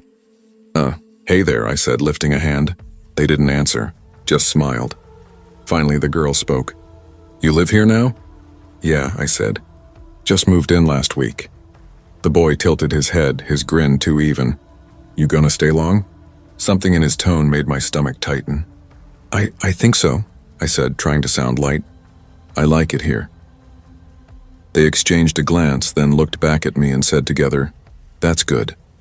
And without another word, they turned and walked toward their house. It looked almost identical to mine, but older. White paint peeling, a yellow tricycle half buried in leaves, curtains drawn tight across every window. Later that evening, while washing dishes, I froze mid-rinse. Under the glow of my porch light, the two kids stood again, right by my fence, side by side, staring through the kitchen window. I pushed open the back door. "Hey," I called, forcing calm into my voice. "It's late. You should go home." They didn't move. The boy's smile didn't falter.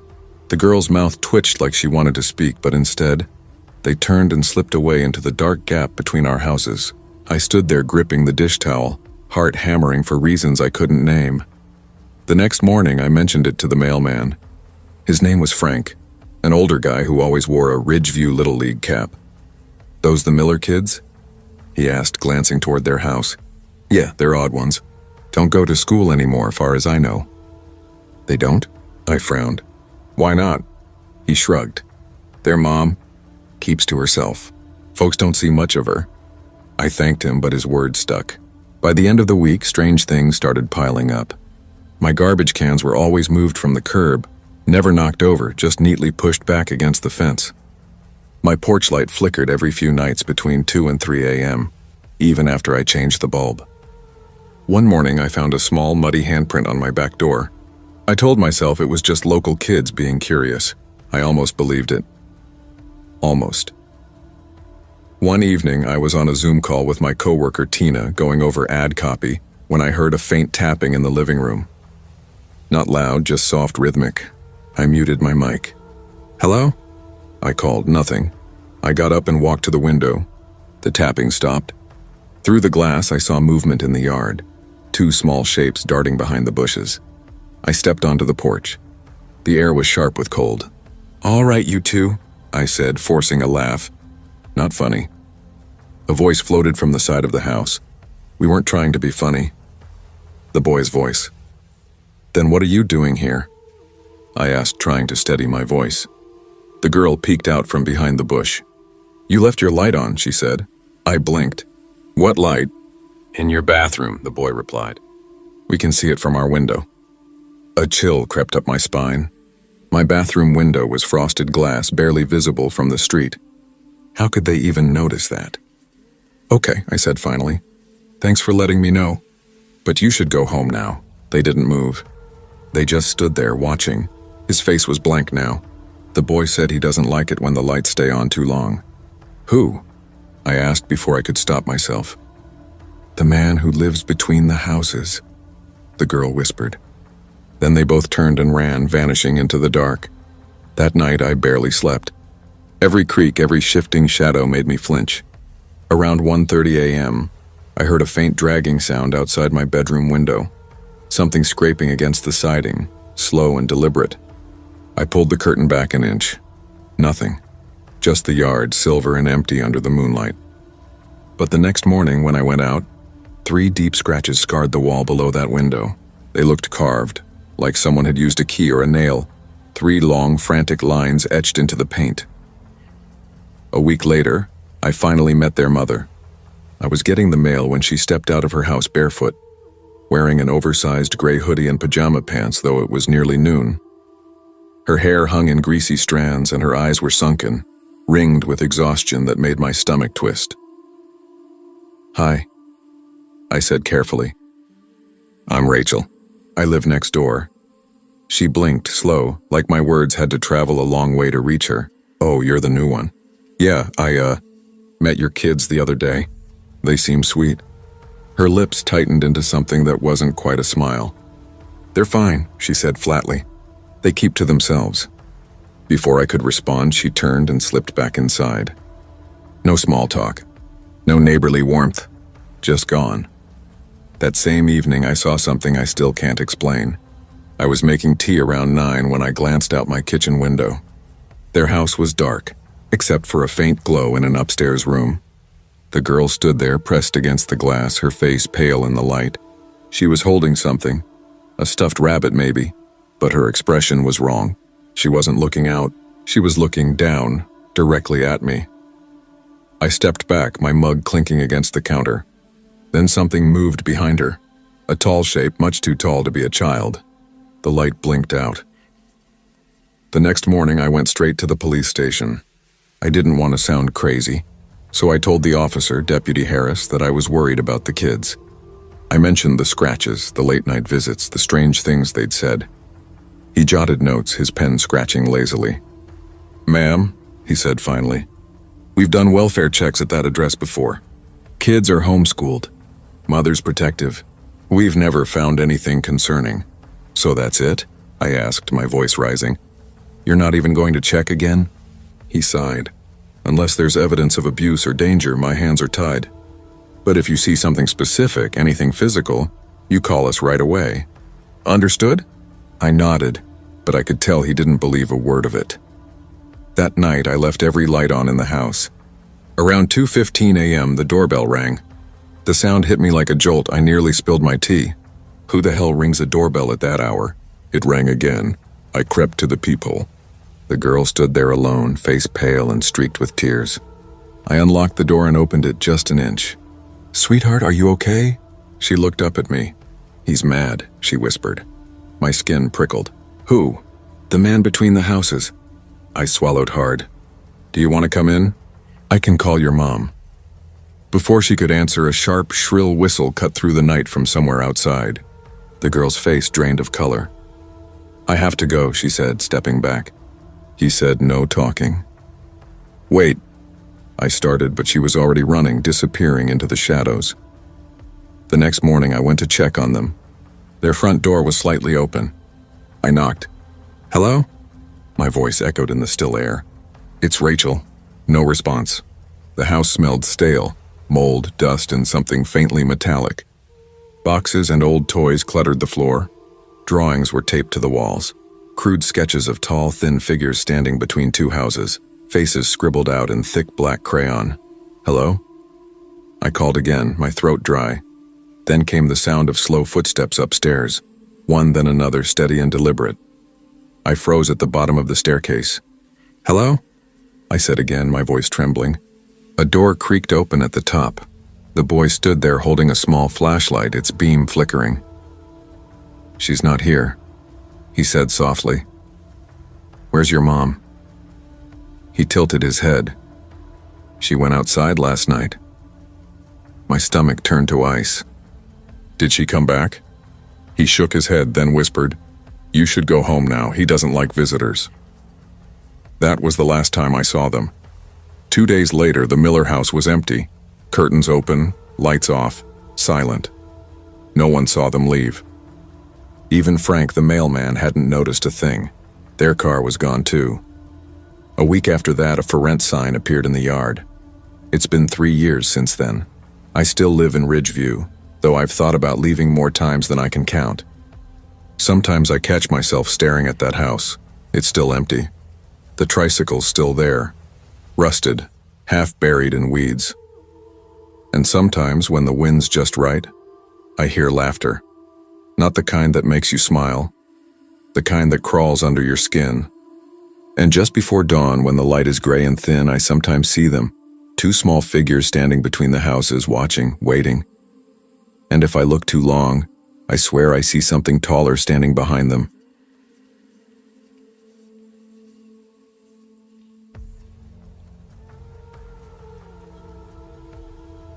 I was 8 when everything started. We lived in Easton Grove, a tiny stretch of southern Illinois that barely showed up on maps unless you were specifically looking to get lost. Dirt roads stretched like veins into the surrounding fields. One lonely grocery store sat near the town center. A couple of gas stations dotted the main road, and everyone else kept their noses in their own business, maybe a little too much. Mom worked nights at a diner off Route 13. She had this tough, practical streak, but beneath it she was gentle, always smelled faintly of coffee and vanilla lotion, like she carried warmth in her skin. Dad was the opposite. Mean, unpredictable. He could walk through the door grinning one night and the next bring home a broken bottle with a temper to match. Our house sat at the very edge of a cul-de-sac, staring out at a cornfield that stretched endlessly. Next door lived the Maddens, 2 kids, Billy Ray my age and Lacey 6. Jolene, their mom, was quiet, always baking something sweet that left the entire block smelling of cinnamon and sugar. Earl, their dad, was a man people whispered about but never confronted. Construction worker, bald, huge hands, permanent scowl. When he yelled, the sound could cut through our closed windows, seeping into our kitchen like a dark fog. That's the way of small towns. You hear everything, but you say nothing. It was late summer, 2003. I remember because it was the first time I felt, deep in my gut, that something was off before anything actually happened. That afternoon, Billy Ray and I had been racing bikes along a narrow dirt path behind the cornfield, the sun dipping low, casting long shadows over the rows of corn. He kept wiping sweat from his forehead and glancing over his shoulder every few minutes. "You okay, man?" I asked. He shrugged, forced a small smile. "Yeah, just tired, I guess." But I knew he wasn't tired. There was something twitchy, restless behind his eyes, like he was bracing for some storm he could already sense coming. Later that evening, Mom left for her shift. She kissed my forehead, kissed Dad's cheek as he slumped on the couch with a half-empty bottle of Jack beside him, and told me to stay inside, lock the doors. I flicked on the TV, cartoons flickering across the room when I heard it, shouting outside. I peeked through the blinds.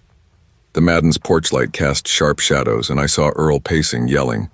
Jolene's hands raised in a vain attempt to calm him. Then with a sickening crack, he slapped her. She stumbled backward into the railing. I froze. Even at 8, I knew that wasn't normal.